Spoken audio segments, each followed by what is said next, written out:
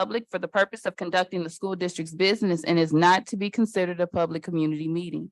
This meeting is an in-person meeting at the location listed above. In addition, a live stream of this meeting is available at the following link. Questions may be submitted beforehand to liz.goodwin@bhas.org or presented in person during the public comment sections as indicated in the agenda. Board members may be contacted through the emails listed below. Requests for special assistance, including for persons with disabilities, may be sent to liz.goodwin@bhas.org. I call this meeting to order officially at 5:39 p.m. We will begin by reciting the Pledge of Allegiance.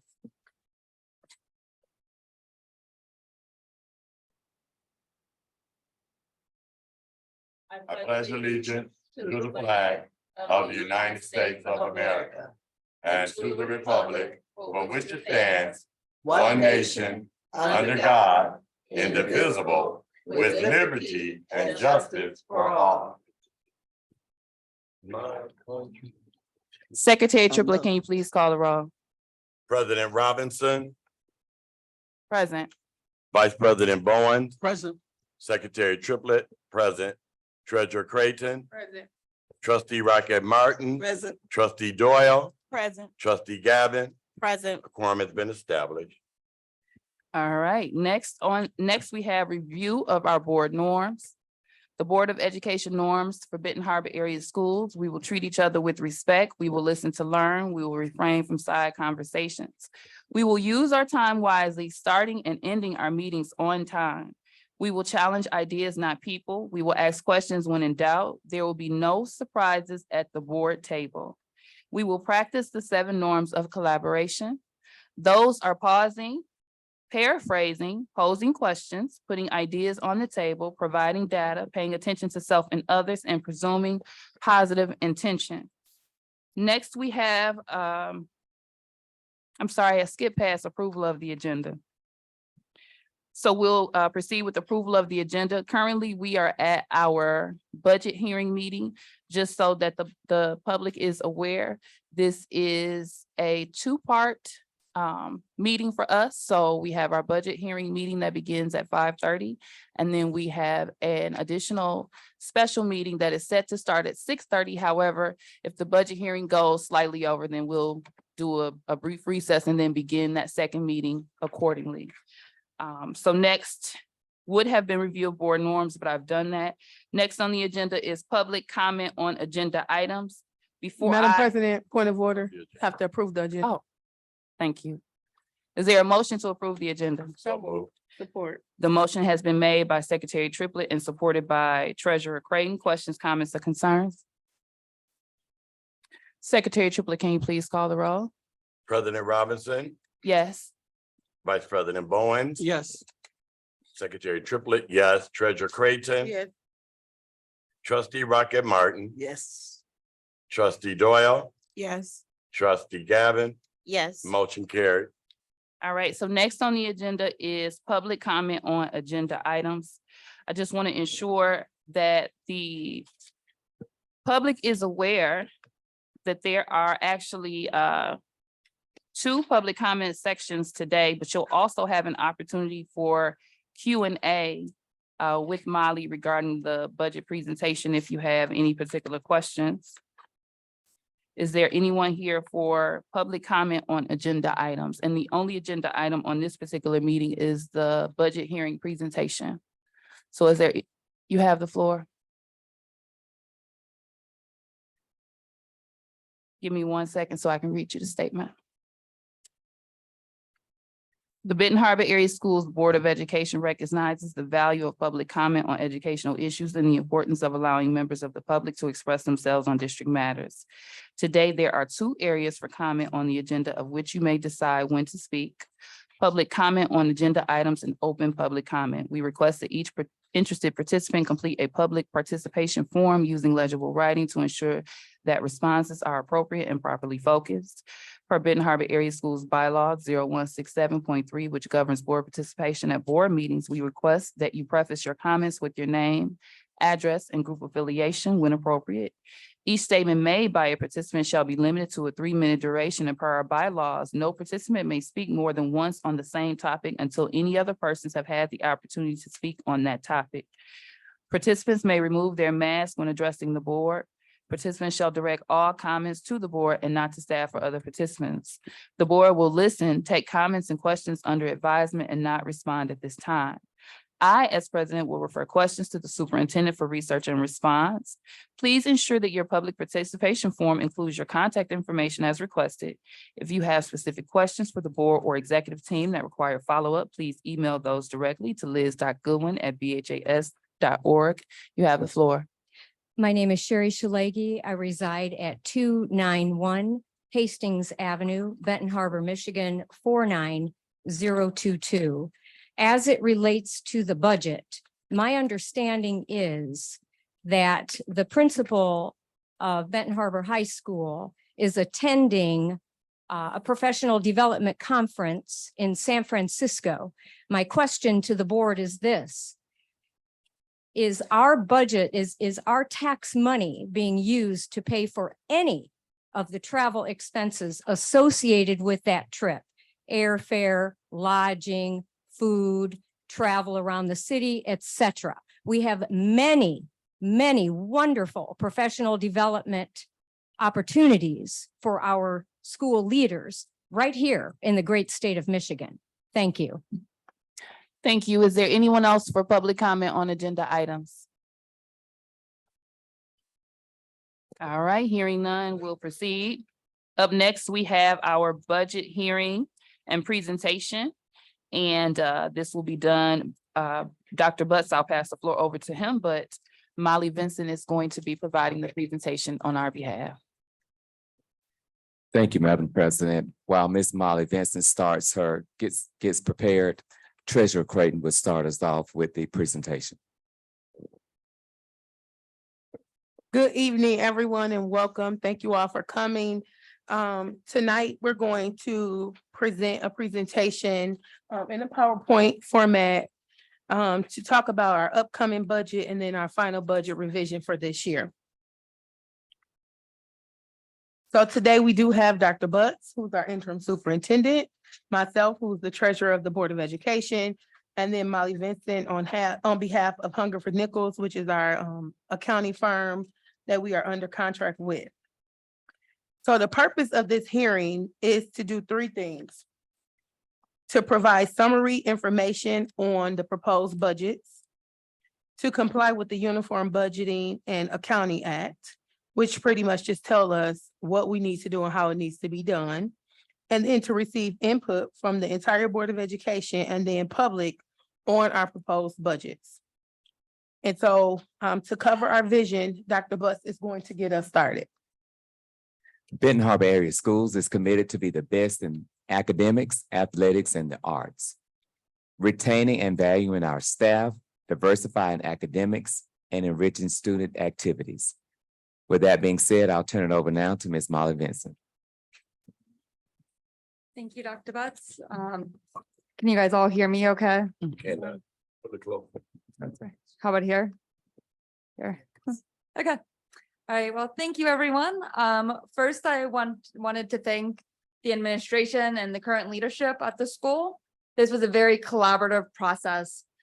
We did meet with a lot of the stakeholders and managers to get some feedback on the budget to make sure that it felt like the school's budget and the people who it impacted the most had input into it. Providing that I myself have been working with Benton Harbor area schools for about 6 months, but I'm looking for the people who has had some more experiences to make sure that their voices are heard. It's something that was very important, as Dr. Butts and I had met for a planning committee meeting on this, and I hope that it reflects in the presentation that follows. What I wanted to start out with was the idea of what is actually being approved as a board. What it gets approved is the budget by a function code. A function code is the high level category, a bucket that you would fit an item into. In every function code, there is a breakdown of about 7 items. Those 7 items are salaries, benefits, supplies and materials, purchase services, miscellaneous, and capital allies. But what you'll see presented in front of you is basic programs, and those all start with 111, and that would be encompassing all of the high school, middle school, preschool, they all are a different function code. And that's how this information is being presented out and the requirement of MD for how it gets approved. Ben Harbor Area Schools has 4 budgets that will be being approved today. 4 funds. There's the general fund, the food service fund, the sinking fund, there's actually 2 of them, and the student activities funds. The general fund encompasses all of our grants. So when we're talking very specifically about title funds, or we're talking about money that we get through the ISD or ESSER funds, they all are part of the general fund. The food service fund, kind of self-explanatory, it explains what it is. And then the sinking funds are capital outlays and funded via millages, which we will talk about. Student activity funds are also self-explanatory, and some of that money is in the general fund as well. But if the club or student activity as a representative school, we track this money in a separate fund that they have access to. So we're going to start with the general fund. It's by far our largest funding because all of the funding comes through this one. And it's probably what you think about the most when you think about the school's budget. Our revenue sources for this year, you can see that 53% of our revenue it projected to come in is from the federal government. What I would say, this is a larger portion than it has been in previous years due to the influx of ESSER funds. This will be this year, and then 1/4 of next year is the final allocation and allowable period of the ESSER funds that we spent a lot of time speaking about. The second largest item on here is the yellow color, and those are state funds.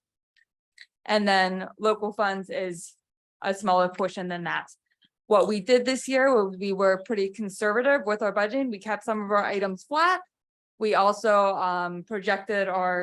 used the projection of based on actual student count to figure out how much our per pupil is going to be. What's wonderful with some of the new ideas coming from a state level is we are projecting that our state per pupil dollar will go up. Right now, I think it's 91.66 about, and it's out there that they're proposing to go up to about $9,700 a student. We projected about a 95, so we did project at an amount lower than that when doing our revenue for this year.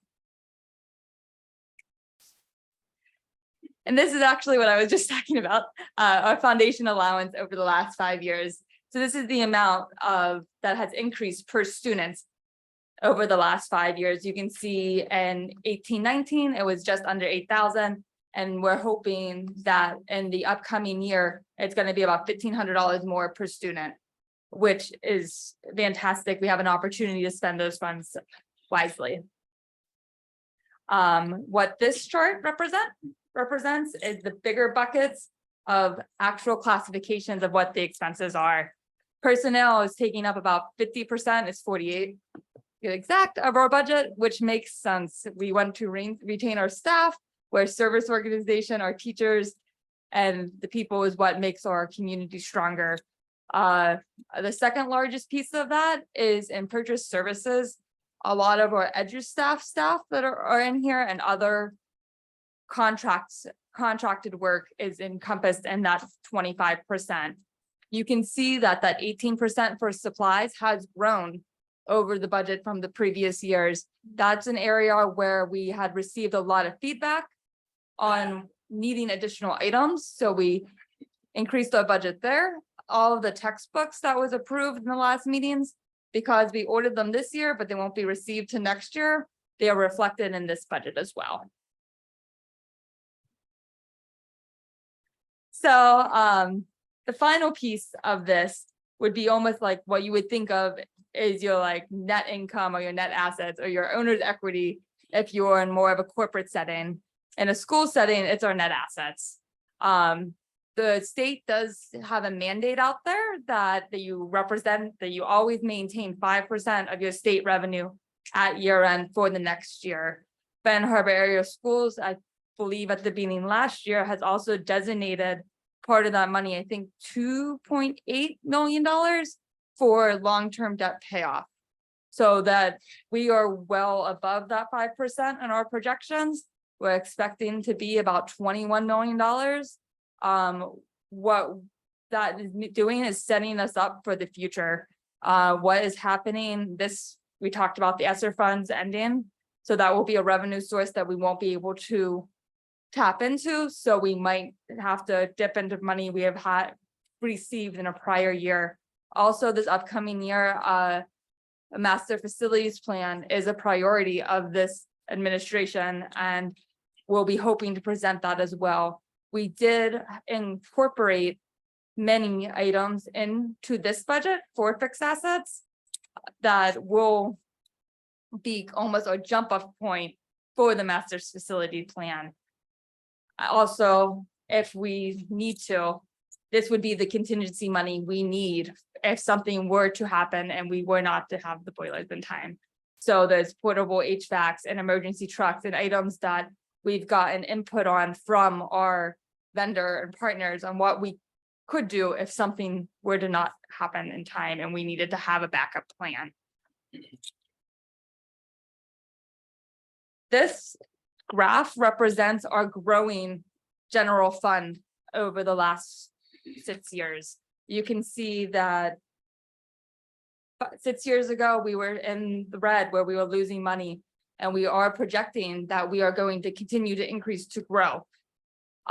This year, you can see in 2021 was the first year, I believe, a while that we had a positive general fund balance based on the previous administration. And also in 21-22, which was the year that ended last year, we had about $4 million there. What in this coming year, what I want to stress is that we actually were able to reallocate about $8 million of that increase was from prior year's funds being reallocated. We've talked about that in length at different meetings. So we would have still have an increase of about $4 million this year, but this is some of that is based on us taking advantage of being able to reallocate funds from a previous year into the ESSER 2 funds. The next year, you see we are projecting it to grow again, so that we can be sustainable in the future when the ESSER funds are no longer available. These are conversations that across the state, all school districts are having.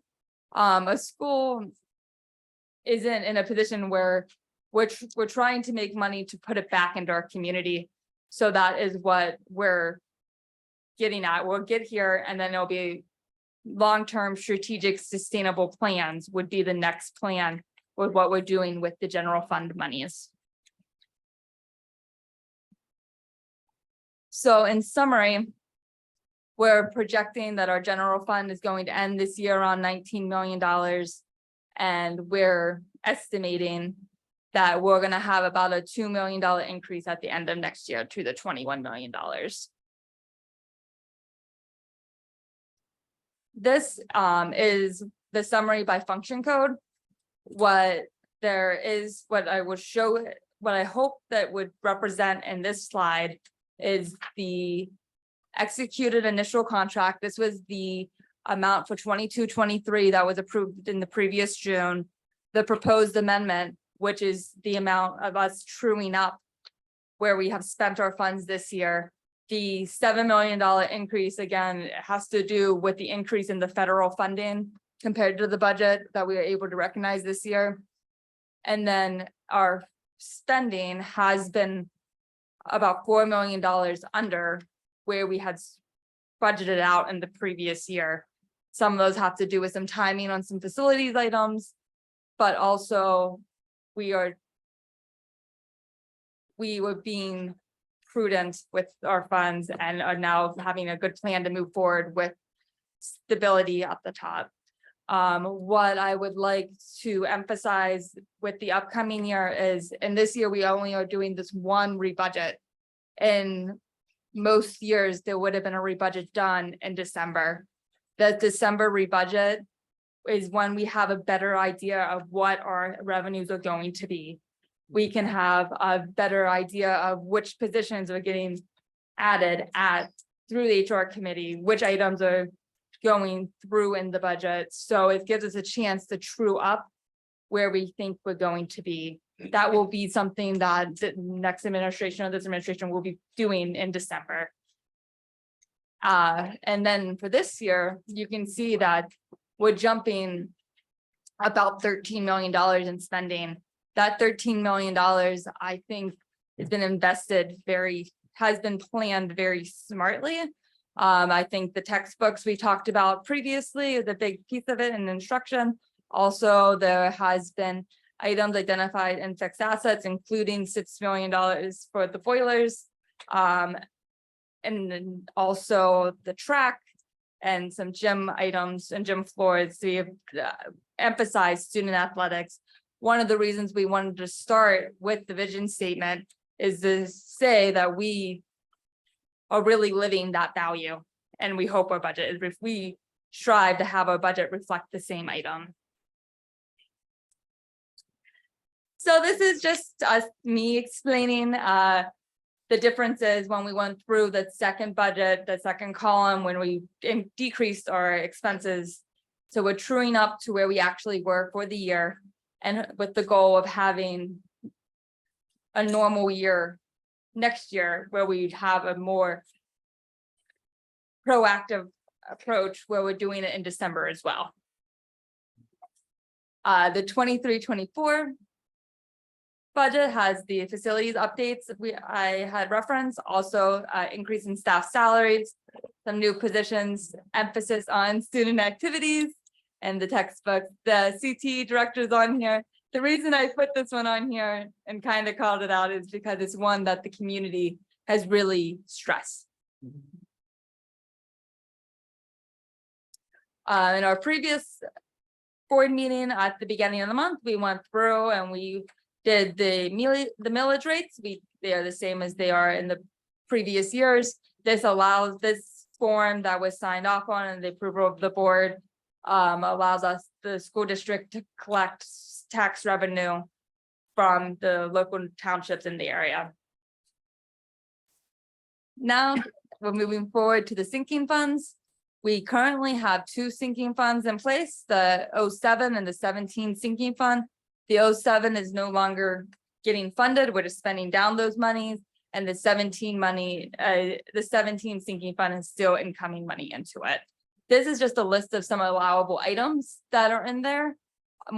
These are items that will be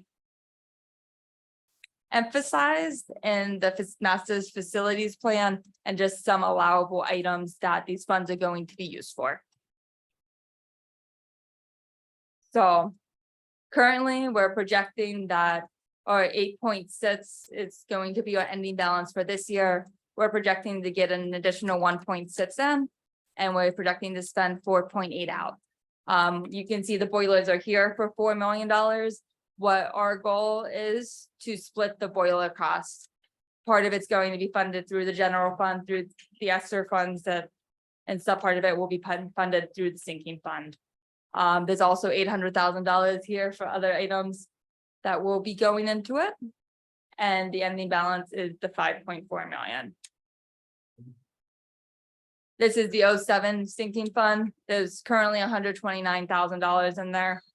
The older funds do have a little bit more stricter rules on them, and sometimes it's a little bit harder to spend out the items in these 07 funds. They're actually white papers that you kind of have to read through that was released by the Treasury. But our plan is to spend those down next year, so this fund will be depleted. The food service funds. Here's a list of some allowable items that can go into the food service fund. We have the kitchen appliance upgrade. There's furniture, storage containers, everything that we need to have an effective and efficient cafeteria service for our students. Right now, we're projecting our balance is $1.5 million. Our revenue exit is about getting about 1.6 next year, but we need to reinvest those funds into the food service department. So you can see that we're projecting down that we're gonna spend about $2.5 million or $2.4 million for an expense estimate. We're working with our partners at the state to get get this approved so that we are back into compliance with not having this excess fund balance. This is also how we got here is through COVID, where we weren't spending the money as the needs weren't big in the cafeterias with the different closures and things along the line. It's not unique to Benton Harbor throughout the state that we're in this situation. So we are making the plans to spend this down. And this is our student activities fund. You know, we're talking about the custodial piece of it. This is the one that's very specific for the clubs and items along those lines, where we are projecting to have $82,000 as the beginning balance and have 100,000 come in and have 100,000 leave. These are funds that are very much specified by the custodians of those. What I do want to emphasize is that in our general fund, we did also include $100,000 for student activities separate from this, so that we are able to support the needs of the school. So at this point, some of the next steps that will be discussed at the meeting that begins at 6:30 will be the approvals of the budget revision for this current year and the initial general appropriation budget resolution for next year. And I'm going to kick it over back to Treasurer Creighton. Thank you, Molly. Thank you so much. So like Molly said, so tonight, we are asking that the board take a few moments to actually review our two budgets, and we'll give the audience an opportunity to provide some feedback. And after that, at the start of our next meeting, we will ask the board to approve our two budgets. Some things that I would just like to start off by saying, or close out by saying, thank you so much to Dr. Butts for helping lead this work, his entire team, all of the principals, administrators, our grants coordinator, our grant accountant. Sorry if I get the titles wrong, but I just want to thank everyone who's been a part of that. And also thanks to the Board of Education for allowing us and trusting that we're doing the work that needs to be done and not really questioning or insulting, but asking good questions. That's definitely keeping us on our toes. So that's been great. I want to give a special thanks to Hungerford Nichols and the entire team for just filling in the gaps. Filling in the gaps. We did start with a couple other people, and then since then, Molly has just kind of jumped right in and stood right in the gaps to help us. It's not always easy to do that. Again, we have a different kind of way of showing love. So thank you, Molly, for never giving up and just saying, hey, I'm here to support you. Tell me what you need and we'll find the money. And then, you know, I'm young and reckless, so I kind of always need something. And so it's been good. But to just support some of the other things that she said or provide a little more insight so that we don't have as many questions, hopefully. When she referred to ways in which we saved several $1 million or that we have a surplus of money right now is, I know I refer to it as backcasting. I think she called it something else, but basically what we did, we looked at expenses that we were already going to pay for, and we used some of the new money to pay for it instead of using our general fund. And so basically we were able to pretty much cover expenses with new money, expenses with new money. And so that definitely helps a whole lot. I think a lot of times when you're told that, oh, you get, you know, $10 million, you say, oh, we're going to go shopping. And we didn't do that. We took a very conservative approach. I have to be honest, my first year on the board, I didn't really know or understand how much to say or do. And so this year, I said that I was no longer going to be quiet, and it's just been good as we've rebuilt our finance department. It was definitely a lot of work, but we've definitely done some good work. She talked about the food service fund. And so basically, you know, we have a surplus. It's not like we can actually take the money and save it. We have to spend it. That's part of the guidelines. And so one of the things that I would like to do, and so I'm going to mention this publicly, but I would like to, if we could, come up with like a food service advisory committee that could potentially be like staff, students, and then whomever our superintendent actually pick, and then they can talk about some upgrades that are needed, that are allowable, maybe some menu changes or whatever is needed to go ahead and spend that money. Cause like she said, it's about $700,000 that will need to be allocated. And so if it's just an advisory committee that could possibly do the legwork, bring it back to the finance committee, and then we can bring it back to the board, I think that'll be good. And it'll be a great way to get our students involved in, you know, their lunch choices. And then also, I kind of definitely want to explicitly say that we are putting $100,000 into our student activity funds. And so this won't replace the money that they're already fundraising or getting from other sources, but this is saying that we are going to fund the things that we want done. And so I know that Mr. Triplett has some concerns with some field trips and, you know, some athletic camps and stuff. And so we heard you. We're starting off with 100,000, and just know that if we determine that there's a bigger need, we can go back in our budget revision in December and actually reallocate and add more money or put the money somewhere else if we get donations or something from something else. So those are just some of the high level things that I wanted to mention because they've been hot topics. Really, really excited about what's coming. And you know, like she said, we can carry over, I think up to like about 10%. We're projecting to do 15% just so that we can have some extra money in case of emergencies and a margin of error.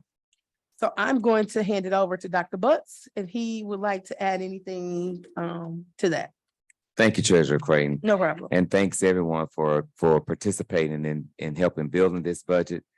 We have been listening. It was intentional, the things that we put in here. So we wanted everyone to know that your voices are heard. And we're being intentional and fiduciary with our funds. And again, we do have an opportunity for amendments. So we see those things that if we've overlooked or missed, I think we've been comprehensive, but sometimes we need an outside eye. So some of those things, if we have to amend, we will work on those as well. And then one other thing I wanted to point out on the last page, so Munetrics is our transparency reporting. And so now that we've closed out the books and we have everything pretty much, I don't know the correct term, but everything is done and complete. We are able to now, certified. So now the numbers are certified by Hunger for our accounting. We're able to now, and we're prepared to release the information. So we do have, Liz, if you go to the very last page that says additional information, we will have this up through Munetrics, our transparency reporting system. Once it's approved, we will have it available. Hopefully it's approved and it will have it available. Thanks. So I would like for everyone to give them a round of applause. That was an amazing presentation, and I really like the collaboration and you all sharing and presenting that to us. I just wanted to clarify to the board. You all, of course, received it previously, but your actual budgets that Treasurer Creighton was asking that you review, they are in your next meeting packet, in case you were looking for them. So they're not in this current meeting, but you have them in the next. If you want to take some time while we're getting questions and answers and kind of peruse over those, so you can be prepared with your questions for our next meeting so that we can ensure that we can get things approved efficiently. So at this particular time, I'm going to open the floor.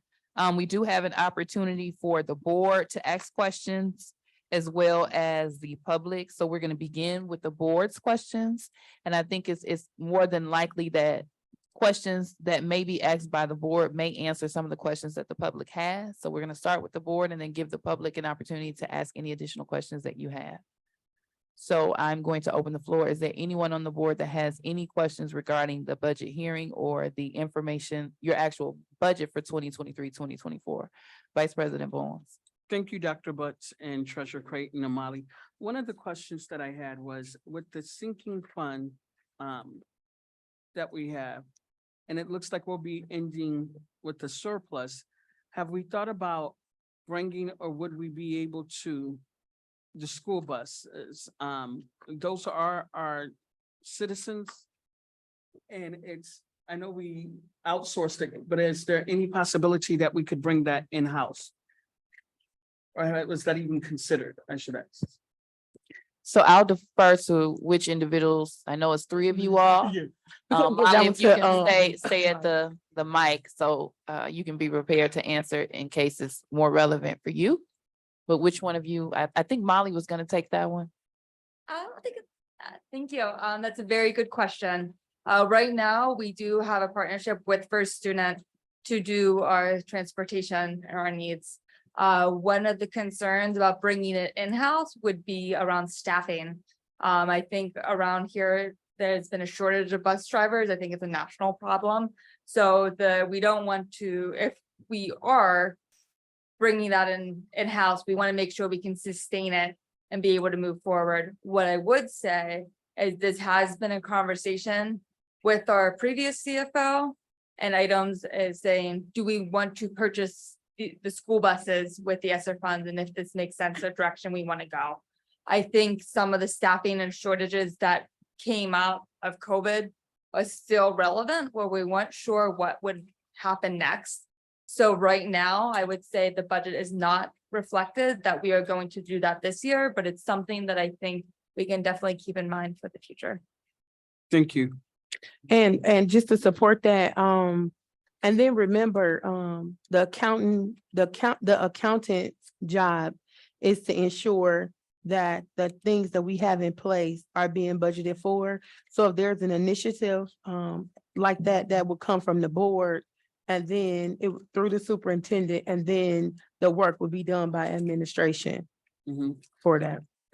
Any additional questions?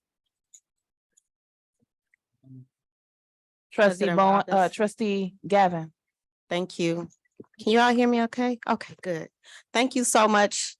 Some really exciting information coming through. Super excited about CTE, the expansion of that. My question had a couple questions. The 2017 sinking fund would continue until what date? Should I just ask them? Or just, You can go one question at a time so Okay. that they don't overlook any.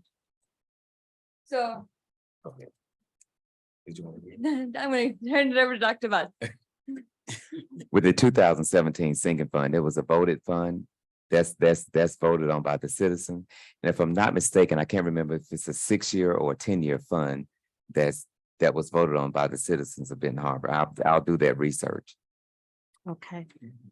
To add to that, that doesn't mean that we have to spend it down in that time period. As you saw in our current books, we still have the 2007 one open.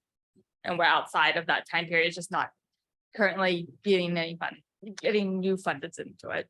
So if it is a 10-year sinking fund and we get however many million or so that we get every year, we don't have to spend it by 2017. We can use it how we need to use it. We can use it as we need to use it. Okay, thank you for that. And then I'm wondering if we've projected, and this is not to present a surprise, but it just kind of came up for me when you were talking about setting aside dollars for facility. Are there any dollars set aside for like enhancement to the Performing Arts Center or the sound system in there, any of those types of things? So that's a good question. So right now, that wasn't from my understanding, I've not heard of a building or an administrator that put in for that. Is that something that? That's something that we did discuss in facilities, but we discussed it in facilities, and it is in progress in facilities. So there are some things that we those miscellaneous and aside monies that we already talked about. Those are some of the things we can actually look at as we move forward. So again, so when initiatives come before the board and then there's a resolution or there's a request, then the finance team will communicate that, we'll talk about it, and then the admin will do the legwork.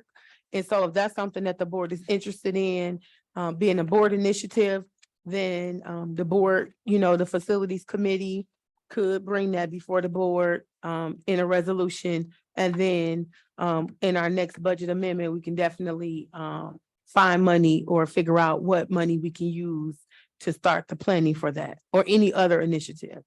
Thank you so much. I had two more questions. So the one question is, I saw something in there about maybe teacher, is it something in there about like teacher raises or staff increases?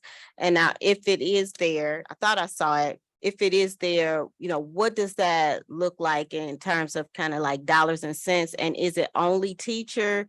Or does that also include like parapro, other staff that serve the district? So with that one, it was negotiated, pardon me, through the CBA with that 5%. And whenever those CBAs are open for negotiation, we budget for those at that time. So in terms of dollars and cents, it depends on the individual, their certification, their number of years, et cetera, as far as the dollar amount that they will get for the 5%. Would it be like a percentage or like, is there kind of, can you give me like an example? So for example, this person who is in this role, they could see this type of percentage raise. He said for 5%. So it's 5%.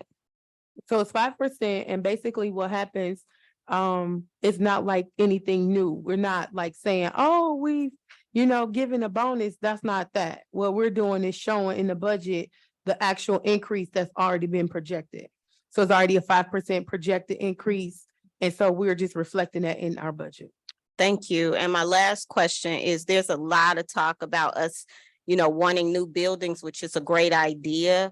And I'm just wondering, looking at the finances that we have right now, do we have the financial wherewithal to actually build a new building from the ground up, or would that require another millage raising taxes? So that's a two-part question.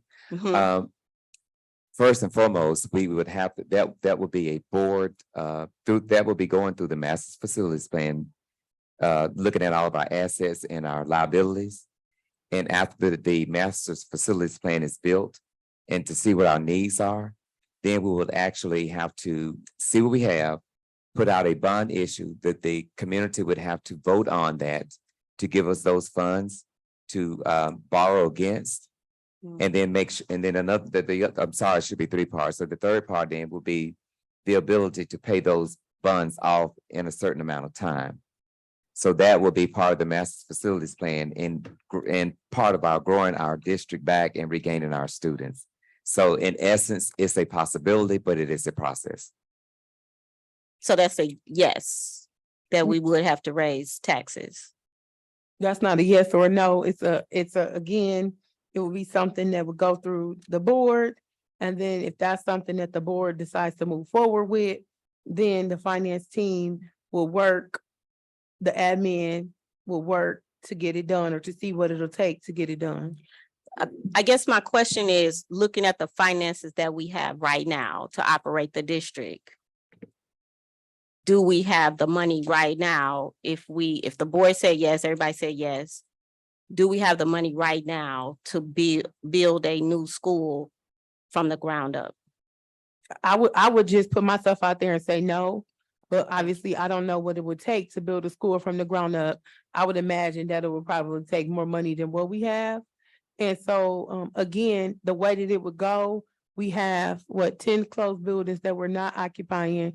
We do have low enrollment, right? So it wouldn't be about if you have the money, it'll be about, is it a good, will we be a good fiscally responsible decision to make with the liabilities that we have? Do we have enough assets to sustain that?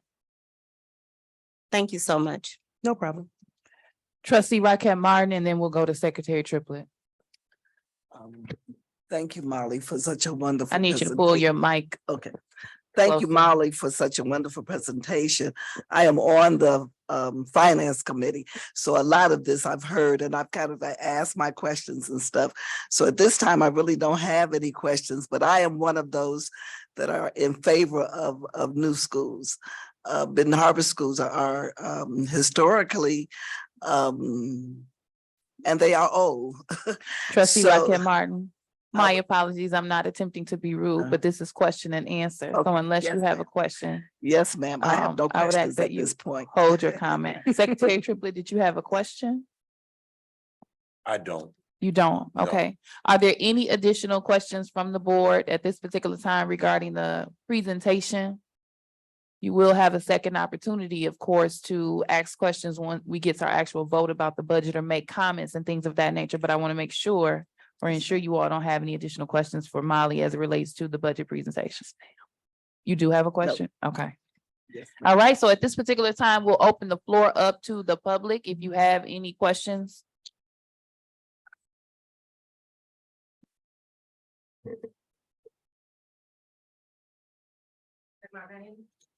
Yes, ma'am. Commissioner Ethel Clark Griffin. I say my address, but that's it.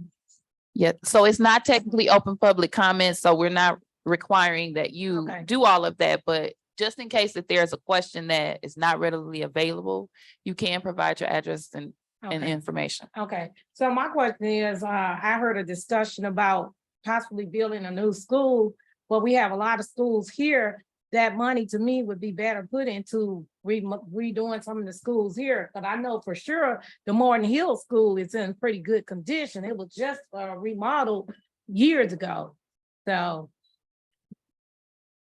I don't know, That was a question or a statement? it was, I guess, I could put it in question form. So you're asking, do we have plans to rebuild new schools?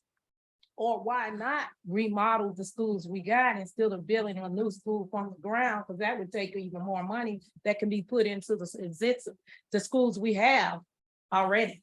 So what I'll respond on behalf of the board is to say that the board has not made a firm decision or taken any vote on the development of new schools. We do have trustees that are very vocal in wanting new schools, and it is something that the Board of Education is interested in. However, until the facilities plan is fully developed, which is going to be initiated by our facilities committee and then brought to the Board of Education, we can't say for certain that we have a plan to build a new elementary, but it is a talking point that has come at the board table, not an actual full discussion, but a comment from a board member that they're interested in building new schools. So you're making a valid point, and that's a point that's understood by, I would say, everyone on the board, but that is a conversation and discussion that we would have in facilities as they develop that master plan. Okay, thank you. You're welcome. Mhm. Any additional questions from the public? Reverend Edward Pinckney, 1940 Union Avenue. My question is, first of all, the presentation was great, but you should have gave everybody in the audience a copy of that so we can see it and visualize it a little bit more. Seeing it from a distance was pretty difficult, even for me sitting up in the front. Molly, do you have any copies? Number two, I see that we have a surplus, which is a tremendous thing. Have you set aside any money for maybe computers for the students? Yes, we do have, we did purchase, actually, we've purchased and made the resolution for that. So we just purchased an extra 200 and working on a new initiative. So we do have enough for one-on-one computers at this time Absolutely, I'm proud of y'all. and At extra. least we got a surplus. Yeah, thank you. Any additional questions from the public? All right, come forward. I'm Tricia Dunkmore. I just want to ask a question because I wasn't clear when Trustee Gavitt asked about raises specifically. Was it for teachers or just teachers and paraprofessionals? So It'll I'll- be per the bargaining agreement.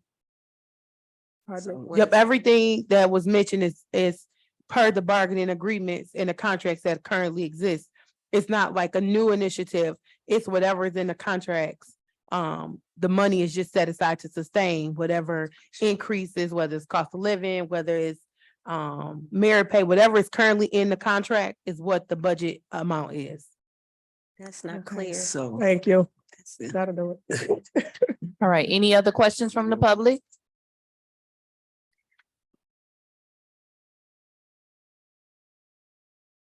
Miss Gavin, did you, President Robinson, I just kind of feel like that may not have been, I'm wondering if that question was, if the answer was clear to, As far as the increase, go ahead, Dr. Bush, you want to respond to that? Also, according to the para CBA too, it depends on what the para CBA has negotiated as far as what your yearly raise will be. And whenever that negotiation is open, then that is when we enter those negotiations, talk about it, and then it's board approved. so what I would suggest to ensure that you have a question that really clarifies, because you still look slightly confused.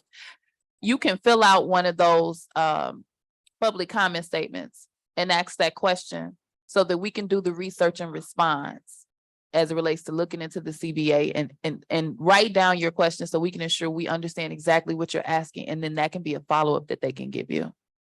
Okay, because I can read that I can see that you're puzzled. It's at the table. And then just for clarity, whenever raises or whatever is happening, it has to be in a budget. And so then when it comes, it's just kind of like an internet bill, right? You budget for it, and then when the bill comes, you actually pay it. And so seeing it in the budget is, us putting the money aside so that when we get the bill or the expense, then we can actually have the money to cover it. Versus a lot of times, I think what has happened is, we don't budget for certain things, and then, we kind of, when we don't have the money for it. Secretary Triplett. I think more or less in layman term, the teachers bargaining unit, they go through and they bargain and talk about their salaries and the paraprofessional will have the same opportunity. What the budget is saying that we now have money allocated and available once we go through this bargaining process. That if we say, okay, we're going to give the parapro 3% raise, money has been set aside in this budget where it will not be a surprise. It will not traumatize our budget, will not mess our budget up. We have money set aside specifically for those different entities. thank you. Any other questions from the public? There's no pressure. We're just attempting to be transparent. And we want to give you an opportunity to ensure you have input on how the district manages and utilizes its finances. So we thank you all for attending and participating for those that did ask questions. Now we are at open public comment. And I know this is more opportunities to speak than normal, but we wanted to ensure that we could hear from you. So I would ask, is there anyone that would like to make a public comment? And this is open public comment, so you can comment to whichever you would like. And Madam President, he's You have going the to make floor. some copies too.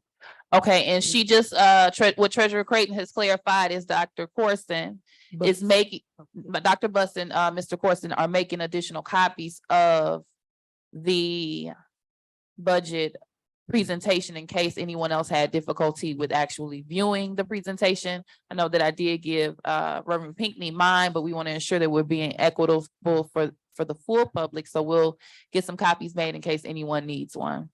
And you can also, one second, trustee, you can also access the presentation link through our website. It is posted on the website. Our agendas are active, so you all can also go back and look at this link additionally.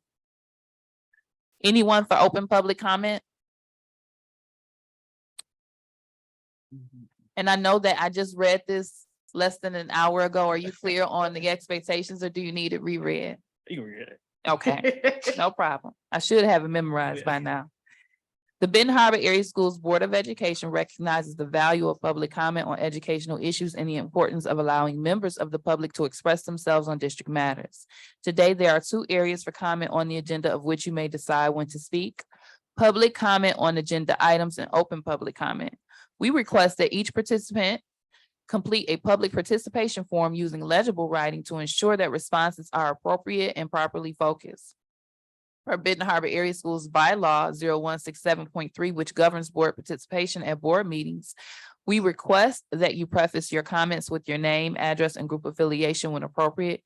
Each statement made by a participant shall be limited to a 3-minute duration, and per our bylaws, no participant may speak more than once on the same topic until any other persons have had the opportunity to speak on that topic. Participants may remove their mask when addressing the board. Participants shall direct all comments to the board and not to staff or other participants. The board will listen, take comments and questions under advisement, and not respond at this time. I, as president, will refer questions to the superintendent for research and respond. Please ensure that your public participation form includes your contact information as requested. If you have questions, specific questions for the board or executive team that require follow-up, please email those directly to liz.goodwin@bhas.org. You have the floor. All right, thank you very much. I'm Nicholas Gunn, a resident of Benton Harbor, and I would like to invite the board and our community out to an event we'll be having at Morton Park. It will be a cleanup and it's going to be a giveaway. So we're going to be doing a giveaway July 8th. That's a Saturday. And we are partnering, and this event is supported by Andrews University, Benton Harbor, the city of Benton Harbor, Benton Spirit newspaper, and Benton Harbor Team Solutions, as well as Ninmar Ministries, which is it's a country just north of Thailand. And I met a student there from Ninmar who attends Andrews University, and I was greeted with him from our past president at Andrews University. And he asked me if I would like to be a service coordinator. And I was like, yeah, well, we got to do something in Benton Harbor. So I've been able to do a service project here, and we're going to be doing it Saturday, July 8th. So it's going to be a give back. Be prepared to come clean if you would like. We'll be giving away sanitary products. We'll be giving away humidifiers, leaf blowers, bug spray, air mattresses, car chargers, Lysol wipes, and a lot of other things. So we hope that everybody's able to come. So Saturday, July 8th at Morton Park, and that's in front of the Bobo Brazil Community Center. So, and I can pass out a few flyers if you guys be interested. Thank you. Yeah, thank you. If you would like a flyer, you can, anyone on the board would like a flyer? Thank you. And then Nick, if you could do me the favor of leaving a copy on the table in case a member of the public wants to snap a picture. That little table back there. Thank you, Nicholas. So we're gonna sit this on the table that when you enter the door in case you all want to take a picture on your phone. Anyone else for open public comment? You have the floor. Well, thank you. Reverend Edward Pinckney, 1940 Union, Benton Harbor, Michigan. I had the pleasure of going to New York and speaking at the United Nations. And they wanted to talk about Benton Harbor, which was really a tremendous thing, because at the end of our conversation, I was able to ask them to give us $20 million. I can't say that they would give it to us, but when I got home that Tuesday, I did get a call from Biden office, and they wanted to meet with me in August. And I don't know whether that's what they want to discuss, because I talked about so much stuff. But they wanted to know how they can help the city of Benton Harbor. And I told them $20 million will level the playing field for the residents of Benton Harbor. They was excited to hear someone talk about, and knowing me, you know, I didn't hold them up. I gave them all the information that they could have and they can handle. But I'm saying this just to say, we as a city, we have to make sure that we're acting in a professional way also. We don't let members of the board attack residents for any reason. And it appears to me that one of our senior citizens was attacked not only here, but also on her property. And I'm very, very concerned about that. I think that's something that you guys should think about, because what we're trying to do is attract our students here. We want to make sure that they come and they want to be in a safe environment. They can't be in a safe environment if we have board members attacking residents and nobody's saying a mumbling word. So this is an opportunity for us, for people to come in and actually build the school up. I know every year we have lost students. I'm hoping this year that we gain students. And I think we got a good opportunity now that we're no longer in the red. This will give us an opportunity to really make this school do what it's supposed to do, but we got to make sure that we're doing what we're supposed to do. We have a habit of letting things go because we know somebody. But anytime that you on the attack, as a board member, you need to make sure that things are rectified. But other than that, I'm hoping that in August when I talk, that they're talking about the $20 million that we asked for. Thank you. Thank you. Is there anyone else? You have the floor. And while we're waiting, is there any way that is something wrong with our monitor in the back? I can't see the timer. It's not projecting. Okay. My name is Sherry Shalagi. I reside at 291 Hastings Avenue, Benton Harbor, Michigan. So forgive me for looking a bit to the past, but I believe it was school board meeting 5/10/22, where the chief financial officer at that time gave a financial presentation to the board and simply stated that 100% of our COVID money at that time had been spent. And I was stunned by the lack of transparency on where that money went. Is there any way we can delve into the past to know how those millions of dollars were used? Thank you. Thank you. Anyone else for open public comment? Hi, this will be short. Brenda Terrell, 2359 Roncy Road, Benton Harbor. Educator, union president. I just want to say thank you to Dr. Butts for coming in and getting to work and, just being transparent. And I know that the survey went out today and hopefully, good things will come, but I'm really looking forward to working with you and I appreciate your support. Thank you. Anyone else for open public comment?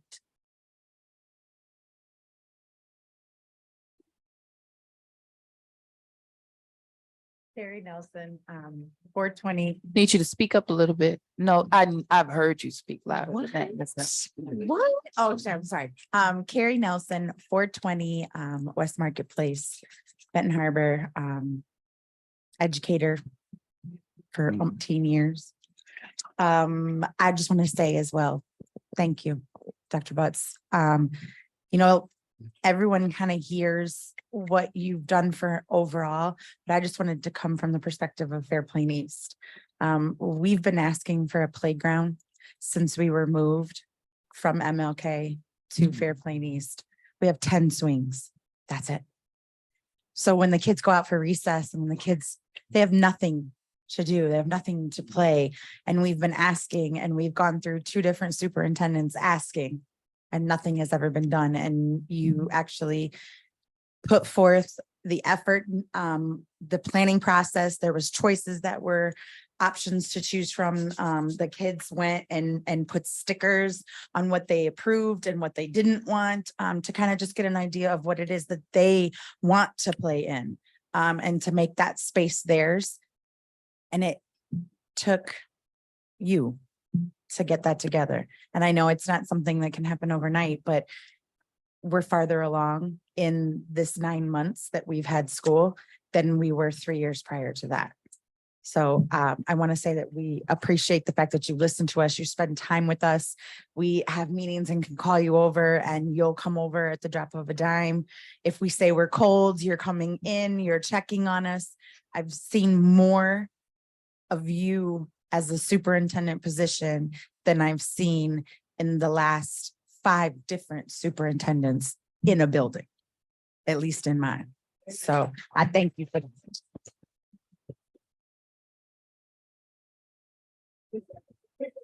And I just, it's not standard to respond, and so there was no question, it was more so a comment, but I just wanted to say, I appreciate you sharing the experience of the kids and participating in the selection of the equipment, because that's something that's more so administrative, and I was unaware of that, and I'm not sure the board was, and so some of those amazing things that take place because they're on the ground and we're at 50,000 feet, we're unaware. So thank you for sharing that, because he didn't think to mention that to us, and it sounds really special. So we like to, there's enough going on that stresses us. So we're really excited when we hear about the good things. So thanks. You have the floor. Okay, Patricia Duff again. I want to talk about the email that Chief Waddell has sent out about during the Juneteenth parade. Anybody wanted to help pass out any books or whatever, meet whomever at the Tiger Bus. So I'm like, that sounds interesting, but I'm like, am I gonna feel welcome? I was fighting with it that morning. I'm like, I don't know. So I got my grandson, because I always have my grandson all the time. And my grandson and I, we went to the Tiger Bus. Dr. Butts was there. And I'm like, Dr. Butts, do y'all need any help passing out the book? Miss Moore, you call me Miss Duff. So Miss Duff, sure, come on in. You and your grandson, get on up on this bus, have a seat. He got up on the bus, he pulled out the chair, And I'm like, okay, I feel so welcome, because I was fighting with whether or not I wanted to even go to the bus, I like to be around like humble people. And if I'm not feeling comfortable, I'm like, I don't want to be bothered, because, I'm humble and I just want to be around humble people. So my grandson and I, we got on the bus. President Robinson was there, a couple of other teachers, Chief Waddell, and we had a good time. We passed out the books and stuff to the parade, people in the parade, not in the parade, the spectators in the parade and stuff. And so just to kind of close it out, my daughter called me one day. She said, "Mom, who is Dr. Butts?" I said, "That's the superintendent, interim superintendent." She said, "Well, Zaire, which is my grandson, is all he's talking about around the house is we passed our book with Dr. Butts." So I just wanted to share share that with y'all, because that was like one of the happiest days of me and my grandson's life, because we're bored, we don't have much to do. And he also told me too, when we got home, he said, "Granny, I had so much fun." So I just wanted to let y'all know that. So, all right. Thank you. Thank you. Anyone else for open public comment? Hearing none, the next item on this agenda is adjournment. Before I call for the motion to adjourn, our next meeting was scheduled to start at 6:30. We're a little bit delayed at 6:47, but I think that's pretty good for us. We still had a. You sound like you was in church. Hurry up before public comments start back up. Okay. So we are gonna take a really quick recess, unless you all oppose. We'll take a brief recess, but I'm gonna ask for a moment to adjourn. I make a motion that we adjourn our budget hearing. Second. The motion has been made by Treasurer Creighton and supported by Trustee Rocket Martin. Any questions, comments, or concerns? I have a question. I'm just kidding. Well, I purposely didn't put comments on here so we could get through smooth. Hearing none, Molly. Hearing none, Secretary Triplett. President Robinson, Yes. Secretary Triplett, yes. Treasurer Creighton. Yes. Trustee Rocket Martin. Yes. Trustee Doyle, Yes. Trustee Gavin, Yes. motion carried. All right, so this meeting is officially adjourned at 6:48 PM. We're gonna take a brief recess and we'll start the next meeting at 7. Thank you. Okay, so when Ted confirms that we are done, we are ready to go. This meeting is a meeting of the Board of Education in public for the purpose of conducting the school district's business and is not to be considered a public community meeting. This meeting is an in-person meeting at the location listed above. In addition, a live stream of this meeting is available at the following link. Questions may be submitted beforehand to liz.goodwin@bhas.org or presented in person during the public comment sections as indicated in the agenda. Board members may be contacted through the emails listed below. Requests for special assistance, including for persons with disabilities, may be sent to liz.goodwin@bhas.org. I call this meeting to order officially at 7:04 PM. We will begin by reciting the Pledge of Allegiance. I pledge allegiance To the flag of the United States of America and to the republic for which it stands, one nation, under God, indivisible, with liberty and justice for all. Secretary Triplett, can you please call the roll? President Robinson, Yes. present. Present, thank you. Vice President Bowen, Present. Secretary Triplett, present. Treasurer Creighton, Present. Trustee Rocket Martin, Present. Trustee Doyle, Present. Trustee Gavin, Present. we have a quorum. All right, a quorum has been established. Next, we have approval of the agenda. Madam President, I make a motion that we approve the agenda. The motion has been made by Treasurer Creighton and supported by Secretary Triplett. Any questions, comments, or concerns? Hearing none, Secretary Triplett. President Robinson, Yes. Vice President Bowen, Yes. Secretary Triplett, yes. Treasurer Creighton, Yes.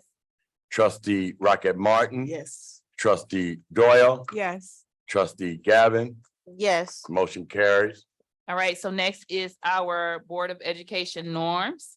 The Board of Education norms for Benton Harbor area schools, we will treat each other with respect. We will listen to learn. We will refrain from side conversations. We will use our time wisely, starting and ending our meetings on time.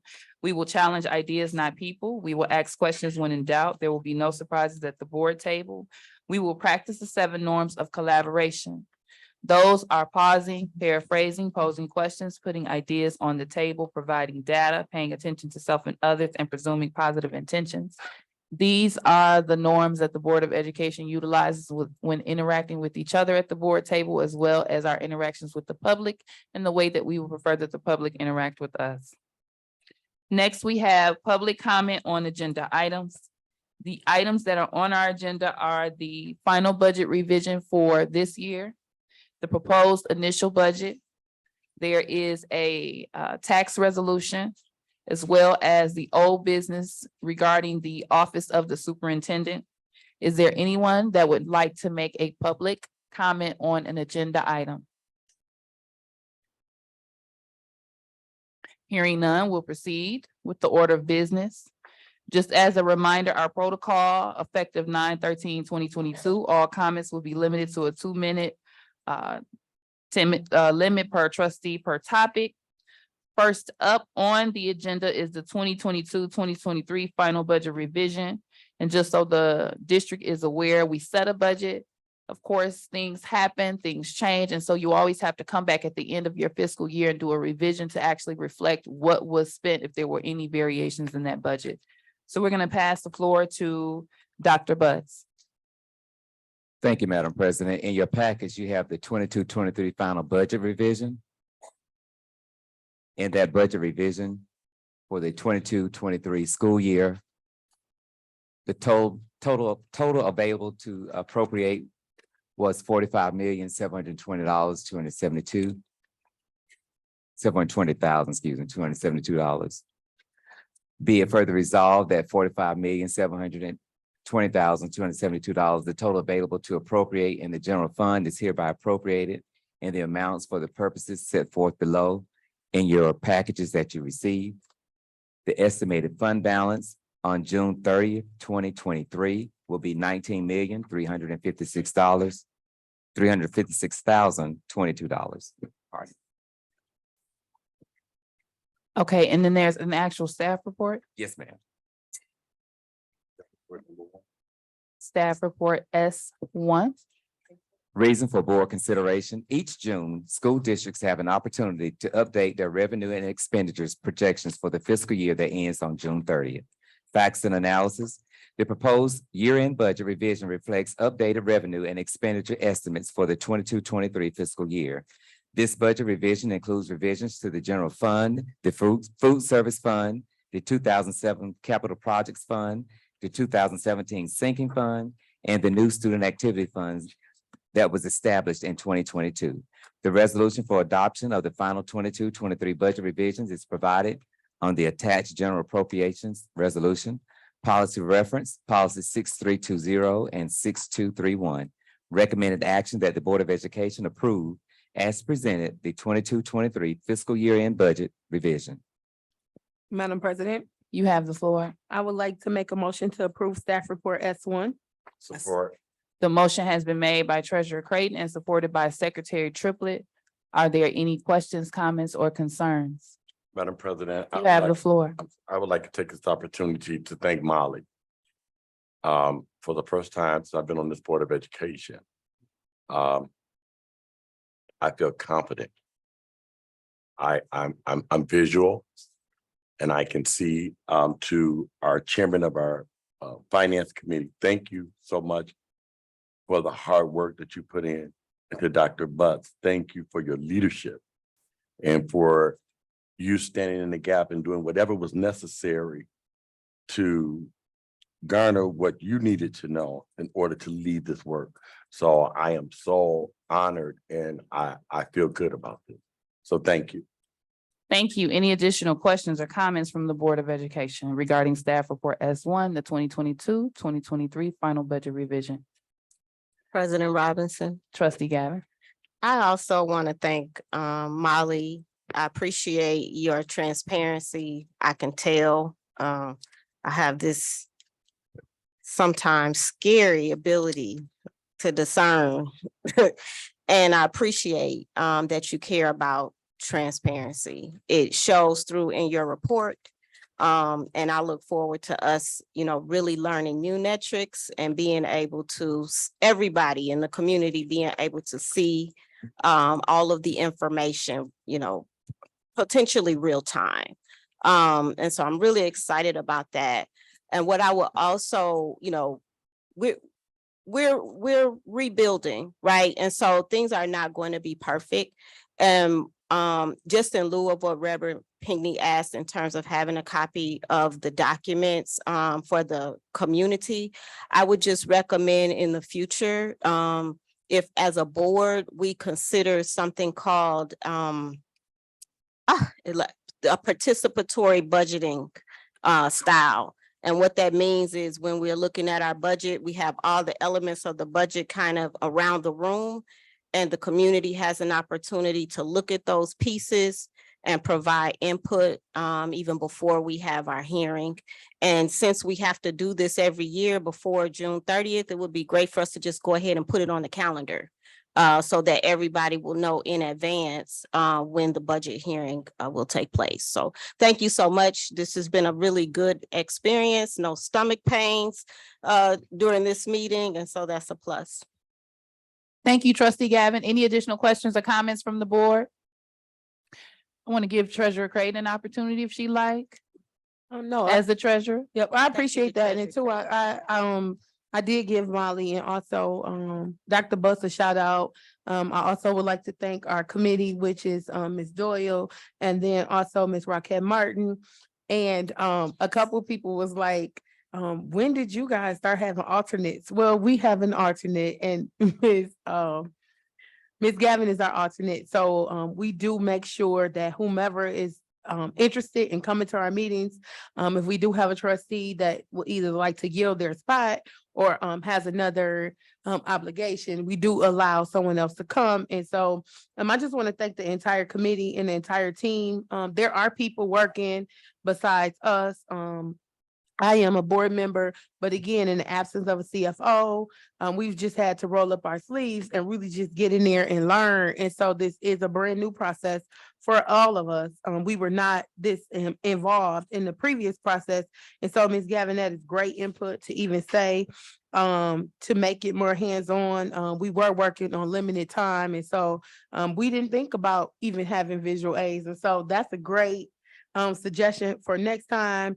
And Mr. Triplett, thank you for making sure that you're supporting the finance committee in the facilities, because that's another big part, and also curriculum. And so it's just been good to collaborate across committees and get the work done that our president kind of strategically put these committees together. And so you know, this is my third year, but I think it's been the best year, even though we've had a whole lot of change. It's been good to start off brand new and to create a brand new system and level of expectations. And so it'll get better. It'll get even better in the future. So we do thank you so much. And we hope that this resolution, this budget revision is passed so that we can close out our budget, get all of our supplies that Chief Waddell ordered, and also Chief Corson, and hopefully be able to continue to recruit and retain to support the HR department. And so again, this is just a collective process, and we know that money make the world go round. So we have to make sure that we're doing what we have to do with the money. So thank you all. Thank you. And I would also like to thank Treasurer Creighton and the Finance Committee for their work. And I know that me naming her verses as if she's David Ruffin in the Temptations, but as the treasurer, I'll be David. as the treasurer of the committee, she's been on that same committee for like she said, her 3 years. And so she's really taken ownership of being the treasurer and learning more each year. And I had the pleasure of serving on that committee with you and through our transition. So I just thank you for your efforts. I also want to thank Dr. Butts for the effort that was made in spending conservatively in absence of a CFO to ensure that we did not go over budget with expenses and actually were able to come in under budget. So I thank you for being tight with the district's pennies. It is shown in our favor. And I also like to acknowledge, or were you going to give that update yourself? Because I don't want to spoil.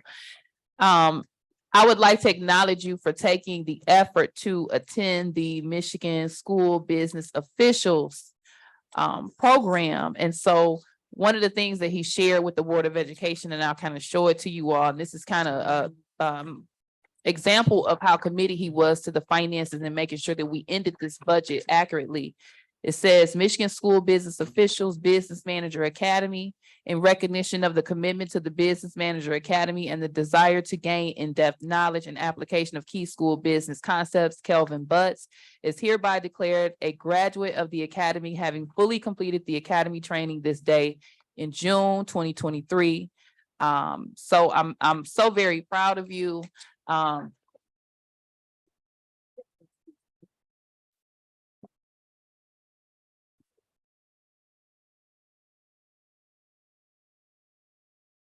And so it's just kind of evident that he's very serious about being hands-on and inspecting and ensuring the finances of the district were spent correctly. So he made sure he knew exactly what should be and should not be done. So I just wanted to ensure that that was directly correlated with the way that we were able to end our fiscal budget. So I have no additional comments at this particular time. And if there's no comments from the board, I'd ask that Secretary Triplett please call the vote for staff report S1. President Robinson. Yes. Vice President Bowen. Yes. Secretary Triplett. Yes. Treasurer Creighton. Yes. Trustee Rocket Martin. Yes. Trustee Doyle. Yes. Trustee Gavin. Yes. Motion carried. All right, next on the agenda, we have the 2023-2024 proposed initial budget. And that is what you all just received the presentation for if you were in the previous meeting. This is staff report S2, Dr. Butts. Thank you, Madam President. Reason for board consideration. The Michigan Uniform Budgeting and Accounting Act requires the governing body of the school districts to approve the upcoming fiscal year budget before the the new fiscal year begins. Facts and Analysis Board Policy 6230 states that the final adopting of the proposed annual budget shall be made by the board after completion of the public budget hearing. The budget hearing was held earlier this evening. The proposed 23-24 general fund budget assumes a $300 per student increase in the state foundation allowance and a continued reduction in the district's blended student enrollment. It also includes salary and benefit increases for teachers, paraprofessionals, and non-represented staff. The proposed budget also includes any appropriations for textbooks and related consumables to begin funding these needed purchases. Pardon me. The state legislature has not approved the 23-24 State School Aid Act, so that the state foundation allowance and the 22-24 blended membership amounts are currently unknown. The resolution for adoption of the initial 23-24 budget is provided on the attached general appropriation resolution. Policy reference 6230 and 6231. Recommended action that the Board of Education approve as presented the 23-24 budget. And before I call for my apologies, Treasurer Creighton, before I call for a vote, is there anything specific in the budget, the new budget that you wanted to highlight? You don't have to, or Treasurer Creighton, you don't, I just wanted to give you an opportunity if you wanted to. If not, we can keep this ship rolling. The only thing that I was going to say, go ahead, Dr. Butts. I hope we don't say the same thing. I just Go want to ahead. highlight the fact that It's rather for you to get this done. that we were able to not only appropriate for, but be able to sustain a CTE director for 3 years. We can look forward to finalizing your playground as we push it through the Facilities and Finance Committee, and finalizing some other things that are very much needed in the community, and also looking forward to the new textbooks and consumables that you will have for the next 6 years to come. All right, thank you. Treasurer Creighton, I think you may have been trying to make a motion. Definitely trying to make a motion. Thank you so much, Dr. Butts. I appreciate that, because one thing that I just wanted to point out is that when we hear board members, again, a lot of times when we talk, it's a lot of conversations. A lot of times it's not really questions, but in those comments and conversations, we were able to pull out some of those high level initiatives that the board is so very passionate about, and also the public. And so just to kind of piggyback on what Dr. Butts has said, there are so many things that we have put into what they've put into the budget, and the finance committee have just kind of polished the plan. And so we're so grateful. We're grateful to have a grant. I don't know if I'm saying this right, coordinator. Grants coordinator, who is very knowledgeable about what goes in and what is allowable, and then now a grant accounting. And so it's really good to just know that everyone is working to be able to get their wish list. And so in this, to the board, I just want to say, we have eliminated the excuses. And so as we move forward, this staff report, we're hoping to get a return on our investment moving forward. And so at this time, Madam President, I would like to make a motion to approve staff report S2. Or The motion has been made by Treasurer Creighton and supported by Secretary Triplett. Any questions, comments, or concerns? President Robinson. You have the floor. I hate thanking people, because then I remember who I didn't thank when my time is up. But I really do want to thank the Finance Committee under the leadership of Treasurer Creighton. And I want to thank Dr. Butts, and I want to thank Chief Waddell and all of the staff who we're not naming. I know that there was a huge effort in making sure that we got textbooks, right? And that seems like a common sense thing, but it's something that, we've struggled with for far too long. And so I know that, you put together some committees to help make sure that that happen. So everyone who's not named that are working behind the scenes, helping to make sure that these things happen. I'm really grateful for those folks who stuck in there with us. And I just believe that the best is yet to come. Thank you. Any additional questions or comments from the board regarding staff report S2? Hearing none, Secretary Triplett, can you please call the vote? President Robinson, Yes. Vice President Bowen, Yes. Secretary Triplett, yes. Treasurer Creighton, Yes. Trustee Rocket Martin. Yes. Trustee Doyle. Yes. Trustee Gavin. Yes. Motion carried. All right. Okay, next on our agenda, we have staff report S3. And this is in regards to the revised summer tax resolution. So I am going to pass the floor to Dr. Butts. Thank you, Madam President. Reason for board consideration: each year the board votes on a resolution to levy 100% of the school property taxes during the summer. Facts and analysis: by levying 100% of the district's school property tax during the summer, payable by mid-September, the district is able to reduce the amount of funds borrowed in the state aid note borrowing program, thereby reducing annual borrowing costs. This year's resolution includes the authorization of the superintendent or CFO to approve summary property tax collection agreements with the total local units of government that collects Benton Harbor area schools school property taxes in the summer. This year's local governments include Benton Charter Township, Sodas Township, Pipestone Township, the City of Benton Harbor, Bainbridge Township, St. Joseph Charter Township, and the City of St. Joseph. Policy reference, none. Strategic planning reference, facilities operations.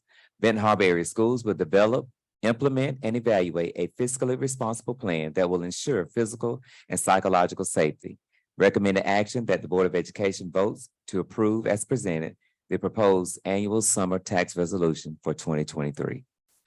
Thank you. And just to provide some clarification, I believe this was something that we approved in May of 2023. And they used the template that was provided by the previous CFO. And in communication with one of our municipalities, we realized that there was a municipality that was not mentioned. And so we are revoting just to make sure that we capture that municipality so we can appropriately get the summer taxes from them additionally. So at this particular time, I'm going to ask if there's a motion to approve staff report S3. So moved. Is there a second or support? The motion has been made by Treasurer Creighton and supported by Vice President Bowens. Any questions, comments, or concerns? One comment. Trustee Gavin. Just want to clarify for those people who weren't here when we voted before, this is not an increase in taxes. This is the meal to help make sure that we're able to run, right? Able to function as a district. Yes. Can you say that in the mic for the people in the Zoom? Just to make sure folks understand. For me? Yes, please. Oh, I'm sorry. Yes, ma'am. There will be no tax increases. We left out one municipality, so we may have left out a few $100,000. We want to make sure we capture that money. Thank you so much. We need every penny. Okay, and then just to the board, the resolution that that will be signed by Secretary Triplett is also within your packet. Vice President Bowens, I believe you had a question or a comment?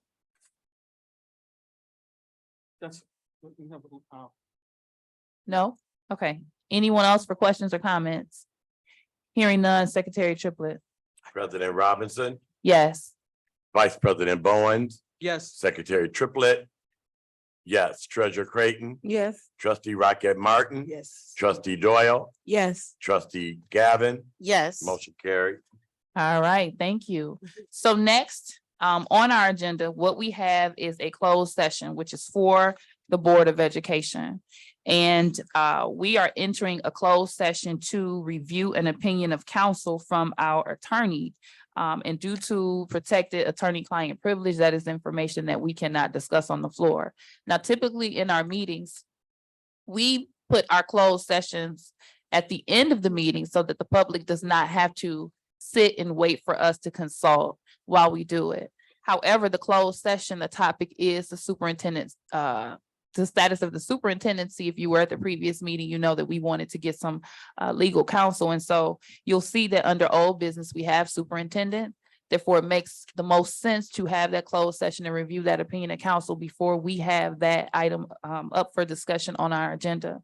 So you all are more than welcome to stay as we go into our closed session, and then we're going to return and complete this mission. So you can stay in fellowship, or if you would prefer to leave, that's up to you. But if you do have to leave, just want to remind you that we are still live. So you can choose to go through the website and access that link and watch us live if you choose to while we're in the closed Madam- session. Madam President, before you dismiss, and I'm sorry, you recognize me, or, You have the floor. the resolution that we just voted on, Mhm. I did not see Hager Shores on here. Hager Township. Is that part of, considered Bainbridge now? I do not have the answer to that question. I know they're part of the school district. Liz, do you have an answer to that question?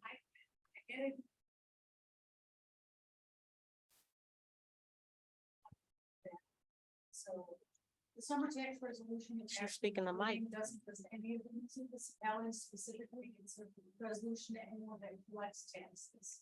The staff. Cannot hear. Trustee Gavin can't hear you. I'm sorry. I had Hager Township on the initial staff report, but it wasn't confirmed for me. It wasn't confirmed for me in time, so I took it off because I wasn't sure, because I thought we were at 7 taxing bodies. But the resolution that you're actually approving does not indicate any specific municipality. It gives anyone who's our taxing body. So I understand what you're saying, trustee or Vice President Bowens, but the resolution that'll be signed by Secretary Triplett does not indicate a specific government municipality or township. And I understand what you're saying. I get it in all due respect. So what was the purpose of us re-voting on this then, if we left a township out? Or Trustee Bowens, I anticipate that this was the comment that you had before we took the vote. And so my question and concern would be, why didn't you open your mouth and express your concern before we took the vote? Well, That's not a critique. It's just, I'm asking, is that what your question was? you wear the crown, but my question is now. It's what my question is now, not where it was, but my question is, if we left a municipality out of this before and we re-voted on it. It's a very good point. So what I would ask is that Ms. Goodwin follow up on that. And I would ask that the board, which the board is very mindful of, is that we are in the absence of the former CFO. And so we do have an accounting firm, but small things like that, when they've been under the authority of a particular person and that person is absent, sometimes there are oversights because we are picking up the ball where they left off. And so we'll get that clarification. And then if we find that it is a legal requirement that we include that, then we'll bring it back in our June meeting and we'll do it again. President Robinson. Treasurer Creighton. Thank you so much. And I think what Liz is saying is that the resolution should just say anyone that's collecting taxes. And so if that's the case, should we go back and reread the staff report to reflect that language so that we don't have to put this back on the agenda? Or we can simply just take off this year's local government, take that last Yes. sentence And off. re-vote on it? Yes. Okay. Mhm. Madam President, Secretary Triplett. the actual summer tax resolution, as Liz stated too, as well, does not list municipalities. So the document that is being officially signed and certified does not have the list of municipalities on here. It just gives us permission to collect taxes from those who owe us summer taxes. So we go back to the resolution and then add, as Treasurer Creighton said, go back to it, do the resolution, add Hager to it. But this document right here that we signed right here does not have specific. So actually what we're gonna do, that last sentence that says this year's local governments include, we can just take that off. Thank you, Madam President. Words matter. That's all I'm gonna say. Words matter. Thank you, Vice President Bowens. Madam President, You have the floor. I would like to make a motion that should we rename the resolution as a new staff report? Or should we just revise it? It's just revised. It can still Okay. be S3. Madam President, I would like to make a motion that we vote on our revised staff report S3. Is there a second or support? Support. The motion has been made by Treasurer Creighton and supported by Vice President Bowens. Any questions, comments, or concerns? Hearing none. Secretary Triplett, can you call a revote? President Robinson, Yes? Vice President Bowens. Yes. Secretary Triplett, yes. Treasurer Creighton, Yes. Trustee Rocket Martin, Yes. trustee Doyle, Yes. trustee Gavin, Yes. motion carried. All right, and thank you, and thank you to trustee Bowens for notating that. And again, you did not confirm or deny whether that was the comment that you wanted to make, but I just wanted to make an open statement to the board that each of us are at this board seat for a reason. There is something that you may see that I don't see. And so I don't want for anyone to feel as though their question or their comment is inappropriate, because your question or comment might be the question or comment that shifts the direction that the board goes. And that was a very good thing that you noted. So if that was what you were choosing to say, I'm glad that you chose to make your statement. So at this particular time, as noted, next on the agenda is a closed session. The Board of Education will hold a closed session under policy 0167.2F to consider materials such as written opinions of counsel, which are exempt from discussion by state or federal statute. Is there a motion to end open session and enter closed session per policy 0167.2F? So moved. Support. The motion has been made by Secretary Triplett and supported by Treasurer Creighton. Is there any questions, comments, or concerns? Hearing none. Secretary Triplett. President Robinson, Yes. Vice President Bowen, Yes. Secretary Triplett, yes, Treasurer Creighton, Yes. trustee Rocket Martin, Yes. trustee Doyle, Yes. trustee Gavin, Yes. motion carried. All right, so we are officially ending open session and entering closed session at 7:34 PM. And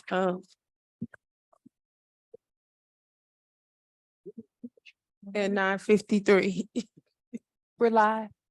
Okay. Oh, is Miss Triplett missing? No, he's in the back. Oh, I'm sorry. I didn't know. It's I saw him walk past me. Okay, so we are returning from closed session and entering open session. And Treasurer Creighton was making a motion to do so, so I will pass you the floor. We want to notate the Secretary Triplett has stepped away for a moment, but we anticipate that he'll be returning shortly. Do You we have wanna the wait? floor. Do you want to wait? Is he up there? I think it should be. I second. He's on his way.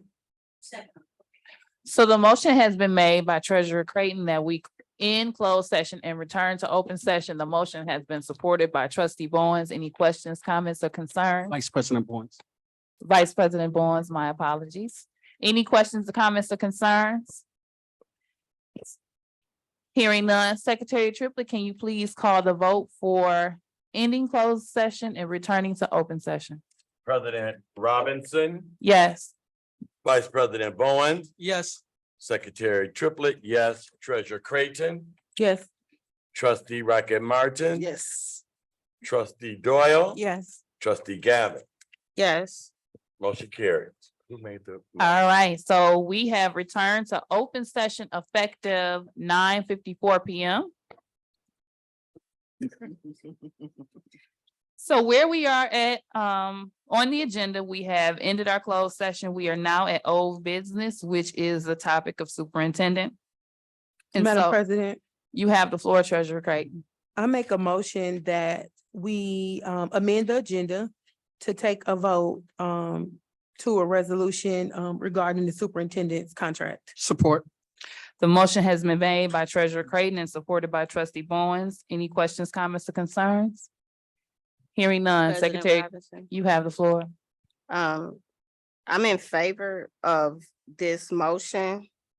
But there are a couple things that I'm concerned about. This is the amendment.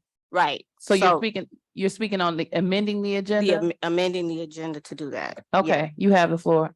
So my concern is that when we amend this agenda to do that, that's what we're responsible to do, considering our timeline.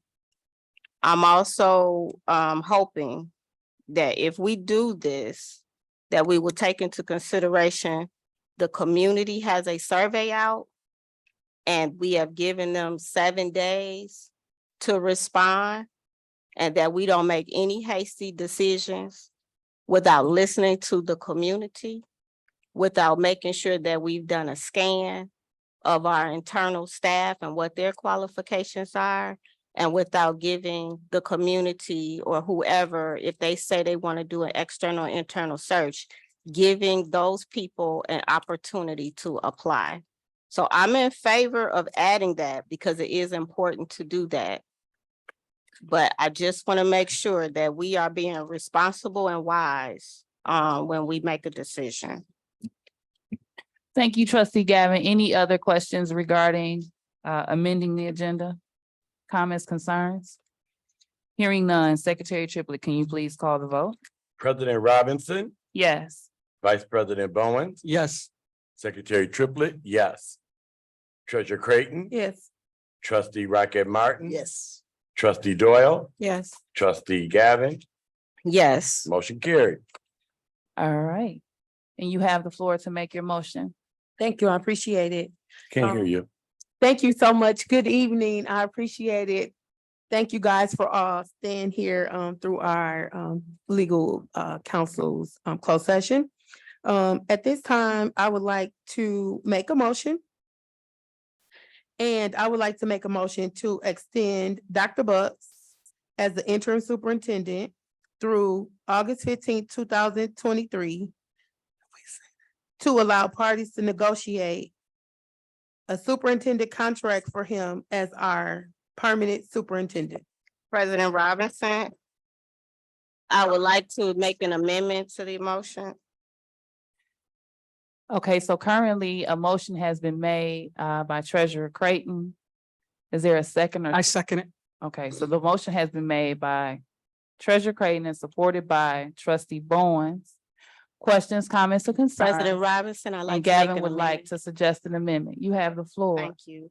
I would like to amend that motion to vote to extend Dr. Butt's contract for the date that Treasurer Creighton gave, pending negotiations and the results of the community superintendent search survey, as well as an internal report from HR that indicates to us who are the qualified candidates on our staff that also could apply to become superintendent.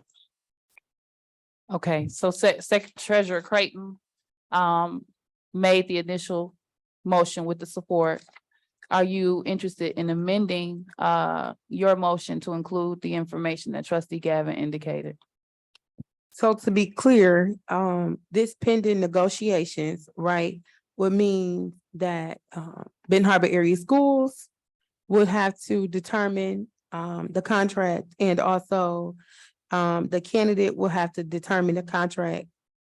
So I guess so the survey obviously will be included in that contract negotiations, correct? Would that not be? It would be all encompassing, because the action item is that we're negotiating a contract.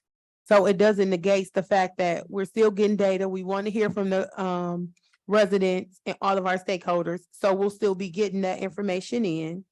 And so also, in the meantime, I think, it's a great practice to just know the credentials that are in HR already. So that information can always be provided at any time, right?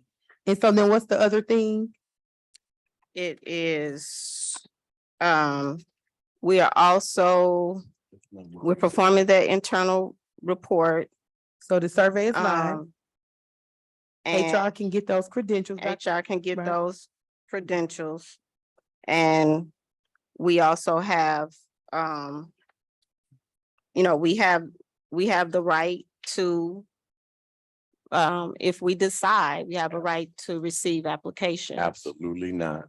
I'm sorry, you have the floor, Treasurer Creighton. So my Thank you. question was, are you maintaining your motion as it stands? So I am maintaining my motion as it stands. Two things that I would definitely like to offer. I don't think it's a big ask to provide a profile of our current leadership. And then also, we're already considering our surveys. We put it out, it's live. We want to hear from our stakeholders. So I think that's already in there. What this motion does not say is that we are moving forward with accepted applications. And so I definitely want to make it clear to the public that we are definitely looking to hear from our public with Pending our, I'm sorry, pending I'm the sorry. results of the, I apologize. I Treasurer Creighton still has pending the the results floor. of the Trustee community Gavin? survey. I just wanted to be clear. Treasurer about that. Creighton still has the floor. Yes, ma'am. Just wanted to be clear about that. So, Madam President, my motion stands. What I would like to ask of you and also your team is that we can get the information that Ms. Gavin is requesting as it pertains to the administrative license or credentials. And then also, again, we want the public to know that we're definitely looking at all of the results of the survey. And so far, our public has spoken, and so we're definitely including those things. But so to be clear, the language is clear in those two asks. I think is a good courtesy as far as the posting. This resolution does not ask for this position to be posted at this time. So can you please restate your motion? Because there's problem. been a lot of back and forth. We'll allow Secretary Triplett to restate your motion, please. Yes, so at this time, I would like to make a motion to extend Dr. Bucks, interim superintendent, as the interim superintendent through August 15th, 2023, to allow both parties to negotiate a superintendent contract for Dr. Bucks for the position of superintendent. That's it. Point of clarity. And the support was provided, and so that her motion stands as it is. The motion was made by Treasurer Creighton and supported by Bowen. Vice President Bowens. And Point so of at this- clarity. One second, Trustee Gavin, please. And we're gonna pause for a quick second because I know that we want to make sure that we can get through this, but I am asking that we don't talk over each other. Everyone wants to be clear as to what the current motion on the floor is. And so I'm gonna go to Secretary Triplett for his comments. So we're still on the floor is the motion that Treasurer Creighton read. She did not amend it. And so Secretary Triplett, you have a comment. Madam President, first of all, I would like to say that, just for it to be clear, that this motion is offering Dr. Kelvin Butt the superintendency for Benton Harbor area schools pending negotiations between our attorney and his attorney for the final contract. We are asking him, and we open the window so this can be done in a week. If our attorney, his attorney come to an agreement on the contract. But we need him to be in that interim status until those two parties agree. But Dr. Calvin Butts is being recommended for the superintendent of Benton Harbor Area School. And it needs to be clear that we are not accepting any other application for this position. Trustee Gavin, you had a clarifying question. Yeah, and that shouldn't impact my 2 minutes because I need to understand what the motion is. Because Trustee Creighton said that she agreed with HR providing an internal report of who is qualified.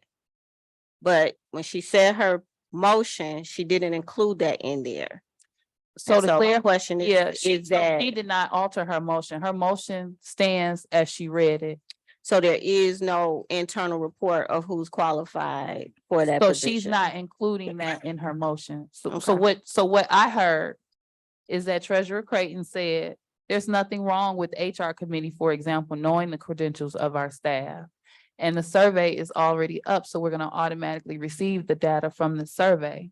But she made it very clear that she is not amending her motion to include those terms because what's understood doesn't have to be explained essentially. It wasn't clear. That's why I need to No, be I'm just, explained. I am clarifying what I heard from her. That was extra. I have a question. So I'm gonna That was pause. extra. I'm gonna pause. Because I think it may be anticipated that that was being jazzy towards It you. was a little And bit. it was not Some intended music that way. in there. That's a part of how I communicate. And I received some jazz. it wasn't thrown your way. Point of clarity, there's a motion Yes. on the floor. I know. Thank you so much. So I want you to reread your motion. So there Mhm. is no, we're gonna reread it one last time.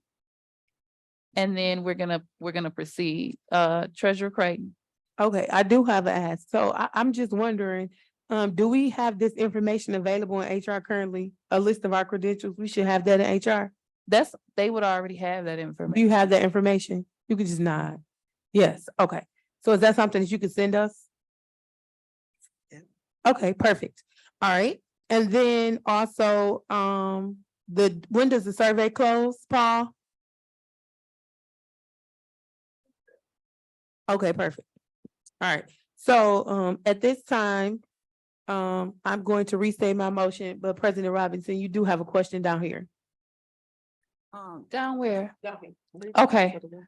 So trustee Doyle will go with your question. Okay, Mr. Corson, can you go in and fix the survey so that they will not have to leave an email?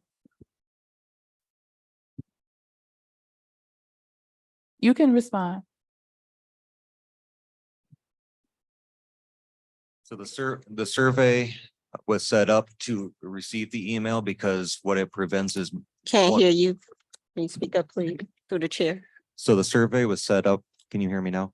A little The bit. survey was set up in a way to collect the email to prevent people from entering the survey more than once. Since we cannot see who has entered, that is a layer of protection for the survey right now. Okay, so it's not anonymous. We can't make it. It is completely anonymous from a data standpoint, so we cannot see who has submitted. But since we cannot see who has submitted, the requirement for the email is required so that one individual couldn't go in it multiple times. It would request them to change their answer if they tried to go back in again. Okay. So my follow-up question to that, is there any way that to make it not require a Google or a Gmail email address? Because some people may have a Yahoo or alternative or AOL. Unfortunately, I believe it's a requirement since we utilize Google as the form. That is something that we could potentially do if we utilized a different platform.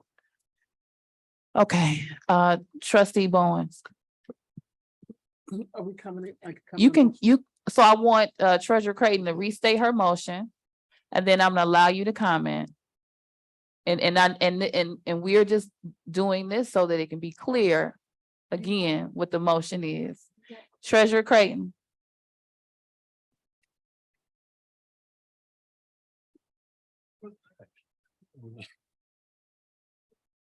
I need you to write this down verbatim or record it or something. Turn on voice record. Turn on voice record. I'm gonna turn on voice record. Okay, you can go ahead and restate All right. restate your motion. Oh, no shenanigans.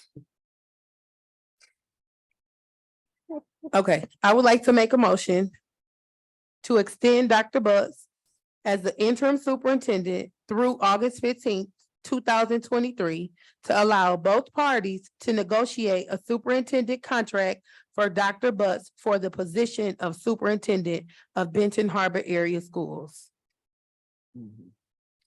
Okay, Nobody has voted yet. Wow. I guess we were a little premature in standing, being that no vote has been taken. But so are there any, trustee Barnes, your question or comment? I just for the comment. It's a motion on the floor. Oh. So let's keep going. Is it a support? I support it. Okay. Supported, okay, so the motion has been made by by Treasurer Creighton and supported by Vice President Bowens. Questions, comments, and concerns, trustee Bowens. I am ecstatic about this decision that we have made, and I just want to say congratulations, Dr. Butts, and I am expecting great things from you, and I am excited and congratulations. All right, any additional comments, trustee Rocket Martin? I think I've made my comments in the past. I am also glad for Dr. Butts. And I have confidence in Dr. Butts. He has shown us that he's capable of doing the work, that he's willing to do the work. He has gained the confidence of the staff, of the teachers. And let me tell you, the teachers union is not an easy group to please. But when they go to bat for you, I take that into consideration.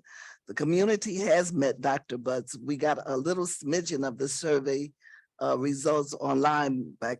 So I know that the community is also aware of you and they have pulled for you and voted for you. So congratulations, and we still have to vote. So let's vote. Trustee Gavin. I want to say that Dr. Butts is a very personable person. And my concerns here have nothing to do with Dr. Butts personally. My concern is that this Board of Education has neglected their responsibility to do a search, to make this opportunity available to the community they serve. They have surpassed everybody from Benton Harbor, whether they live here or not. So, we can say, well, people from Benton Harbor, they have degrees and they go and excel everywhere else, but you did not give anybody from Benton Harbor even an opportunity to apply. We did not do an internal search of the staff who have been here for years to even see who was qualified or give them an opportunity to apply. That's an ethics concern for me. And the new board members did not get an opportunity to conduct a thorough evaluation. And I do respect the voices of the staff that showed up. And I do care about their stories. And I also care about the stories of the staff who are afraid to show up, understanding the power dynamic. And so when we are making a serious decision about, hiring somebody and not allowing other people to apply, I am very concerned about a blank check. We could have extended that contract for 45 days while we gathered the pertinent information. And Dr. Butts excelled beyond the people who applied, then that would have been an exciting 7-0 vote in his favor. But this board circumvented that entire process and did not do an accurate assessment. And it's not wise, and it's indicative of a lot of things that I have seen in the past with boards, and I'm concerned. Thank you, Trustee Bowen. Gavin. Keep doing that, Trustee Gavin, Secretary Yes, Triplett. Gavin.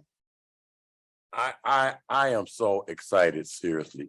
I think that one of the things that when we talked about our surveys, our citizenry, and all of the different things, and just had an opportunity to look at it from many different perspectives. We've had an interim superintendent for almost a year and a half. And so we do not, and I think that we are just so accustomed to it. This board does not have to do a superintendent search.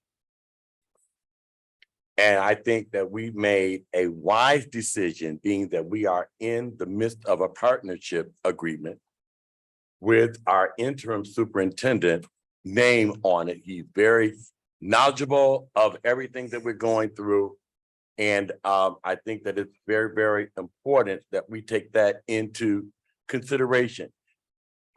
We've had several different people to come in different ways in support of Dr. Butts, and we would never dismiss our survey and the people that would come out and be a part of our survey. But I feel confident in speaking for the almost 7,000 people who voted for me to be on this board. And they trusted me with their vote to say that we have confidence in you, Trustee Triplett, that when you're at that table and it's time to make some hard decisions, we have confidence that in you, that when you speak, we're going to support you. So I think all of us have done a great job. All of you guys have constituents that came out and supported you. So for me, I want to say congratulations. I hope you don't, the window is open. We haven't voted. Oh, okay. Okay. Yeah, y'all give me. I think everyone has had an opportunity to speak that has raised their hand or asked something. I would just like to say that I am proud of this board for the manner in which we worked through reviewing the opinion of council. I think that Treasurer Creighton's motion encompasses a merger of many of the ideas that were expressed in response to that opinion of council. And I am a strong supporter of Dr. Kelvin Butts.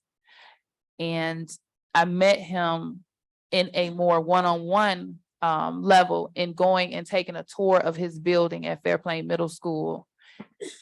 And I remember specifically requesting that the superintendent at that particular time did not accompany us because I didn't want the glossed over tour.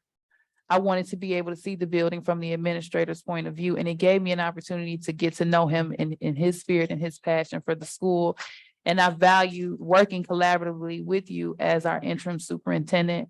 I'm excited to hear Treasurer Creighton's motion placed on the floor and the feedback received from the board. And so I look forward to how the vote takes place. And if the motion passes, I look forward to working collaboratively with you on a superintendent contract that fits your needs and concerns, the needs and the concerns of the district, so that we can assure that we are all fully comfortable with what is listed. And so with that being said, I would ask the Secretary Triplett, please call the vote. Can I make a comment? Yes. Okay, so I just want to say this because everybody has kind of commented about how they feel about the motion. And so these are some of the things that I was anticipating that were on my mind. And so I would just like to say it before I actually vote. What gets measured gets prioritized and is given visibility. And so some of the things that I've been thinking about, you know, there's some business office personnel openings, definitely that we have to, it is my expectation that with this motion, again, I'm all about eliminating excuses. And so it's some key positions that I expect to be filled. I'm looking forward to, you know, our performance assessments, some student success KPIs that includes our new curriculum and the implementation of that. I'm looking forward to this partnership agreement and all of the things that we said that we were going to do in that as far as reading proficiency and culture and climate metrics. And then I'm looking forward to hiring highly qualified teachers and retaining them. And so as we do move forward in the vote, just know that my vote comes with expectations. Yo, thank you. All right, Secretary Triplett, please call the vote. President Robinson, Yes. Vice President Bowens, Come back, no, yes. Secretary Triplett, yes. Treasurer Creighton. Yes. Trustee Rocket Martin. Yes. Trustee Doyle. No. Trustee Gavin. No. Motion carried. Thank you. So it's okay to say officially.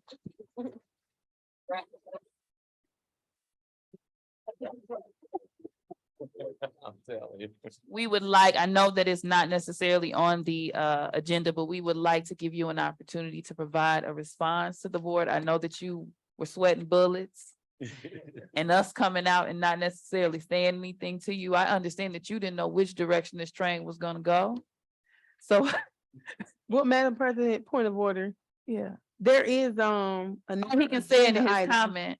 So I would like to at this time stick to the agenda, but then I'm gonna ask that we make a motion. I'll make a motion to amend the agenda to remove everything but superintendent announcements and adjournment. Wait, I think that's a violation. wait, I'm We gotta sorry. give the citizens- Yeah, you have to do open public comment. Okay. But I support your motion with the citizen comments added into it. Okay, I'm sorry, but what were you attempting to do, Treasurer sorry. Craig? Actually, I'll just, after we make the vote, can I just excuse myself? No. Cause I really need to go. Yes. I'll Okay. make a motion. I like to make. a All right, thank motion. you. 1 second. Okay, you can excuse yourself. Okay. Okay, so we made the vote. Vice President Bowens.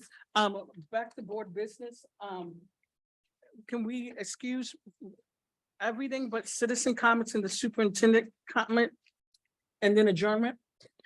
So you would like essentially to cut board member announcements and comments to Yeah, save we've some been time? able to comment earlier this week. Okay, so trustee Bowens is making a motion to amend the agenda to remove board member announcements and comments. Is there a second or support? The motion has been made by Vice President Bowens and supported by Secretary Triplett. Questions, comments, concerns? Hearing President none. Robinson, Yes. I do have a comment. I'm concerned when a board member who doesn't want to be here for the whole board meeting takes away board comments from the agenda. Everybody has a right to just leave. I am concerned that this body did not reprimand trustee Bowens for attacking an audience member, a community member, a value community member, and disrespect to her, was dishonest about the board members. The types of things that I have seen allowed, the bar being so low, it's concerning. It's normalized to the point where people feel comfortable with dysfunction. There's a way to treat people. There's a way to treat your community. And unfortunately, I'm just really concerned that we would actually put out a survey to ask people what they think and then make a vote excluding what they think. And then make a vote, try to make a vote to say, well, we don't want to hear what the board members have to say about it. That's a bullying culture. And I think that, Dr. Butts could have been an amazing candidate. This is nothing against him. But the way that we've been doing things, as the leaders, the children watch us. And to not reprimand someone who publicly attacked a community member based on her age and who, treats people like that. And to ask for a survey and then make a decision without the survey results, the word games. Lauryn Hill said a thing. It could all be so simple, but we rather make it hard. We can get a lot more done if we stop playing games. Thank you, trustee Gavin. Not we, because I'm not playing. Secretary Triplett, can you please call the vote for the amendments to the agenda? President Robinson, Yes. Vice President Bowens, Yes. Secretary Triplett, yes. Trustee Rocket Martin, Yes. Trustee Doyle, She left. okay, Trustee Gavin. No. All right, motion passes. So currently on the agenda, we have open public comment, superintendent announcements and comments, and then adjournment. So is there anyone that's still present that's hung out with us that would like to make a public comment, an open public comment?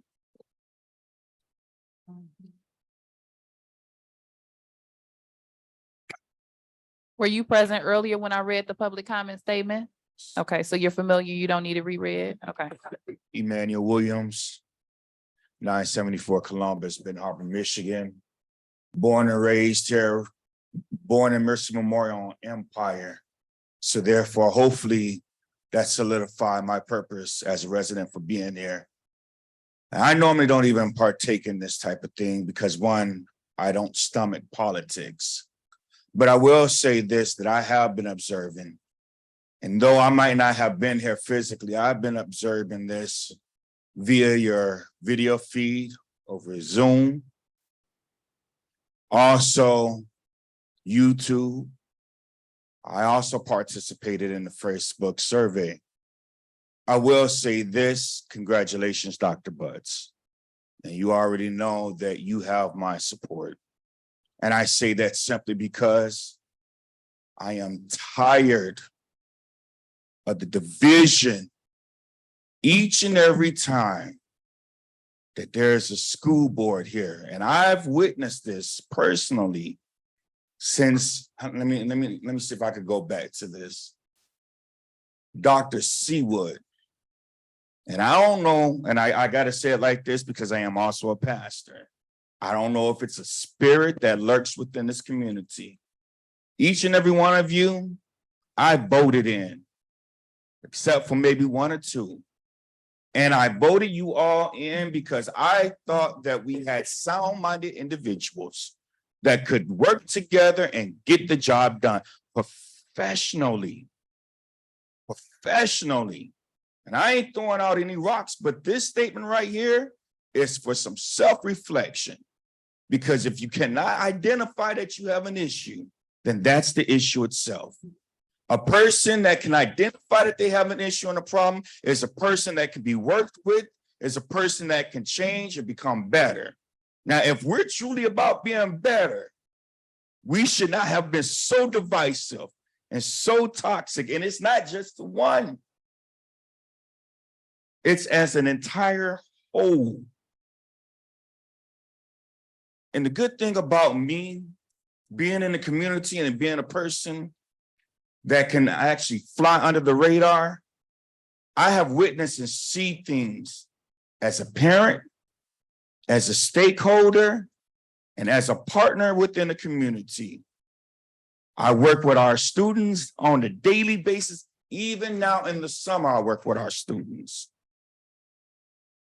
In the division that I see at the top, it trickles down to the bottom because we have biases, because we have whatever agendas, I won't say personal, but whatever agendas we may have, it trickles within the staff down to the kids. It has got to stop. Enough is enough. And I really feel that we have qualified individuals to carry us further as a school district. We came down to the last minute for this vote. To the last minute, and I don't even know if we recognize what was on the table. We didn't have the liberty and the option of waiting around to see if we could find it. That should have been done in the beginning when it first came on board. We should have did our internal search. We should have did our external search. We should have did everything. The Facebook survey should have been collected. But we were too busy up to the last hour infighting. Can you please wrap up your comment? I'm done. Thank you. Thank you for your comment. Is there anyone else for open public comment? Hearing none, Secretary, next on our agenda, we have superintendent announcements and comments. Dr. Butts. Thank you, Madam President. I'd like to thank the board as a whole for having confidence in me to lead the district. I am looking forward to helping the district move forward, move the needle forward for not only just the district, but our students who we're here to serve. I do want to say, I think I was sent here for a reason and a season. And during this season, whether short or long, I will do my best by the students, by the staff, and by the community. And again, I just want to say thank you for having your trust and faith in me. Thank you. Next on the agenda, we have adjournment. Is there a motion to adjourn? So move. Support. The motion has been made by Secretary Triplett and supported by Trustee Bowens. Questions, comments, concerns? Secretary Triplett, can you please call the vote? President Robinson, Yes. Vice President Bowens, Yes. Secretary Triplett, yes. Trustee Rocket Martin, Yes. Trustee Gavin, Yes. motion carried. All right, so we officially are adjourning our meeting effective 10:31 PM. Have a great night.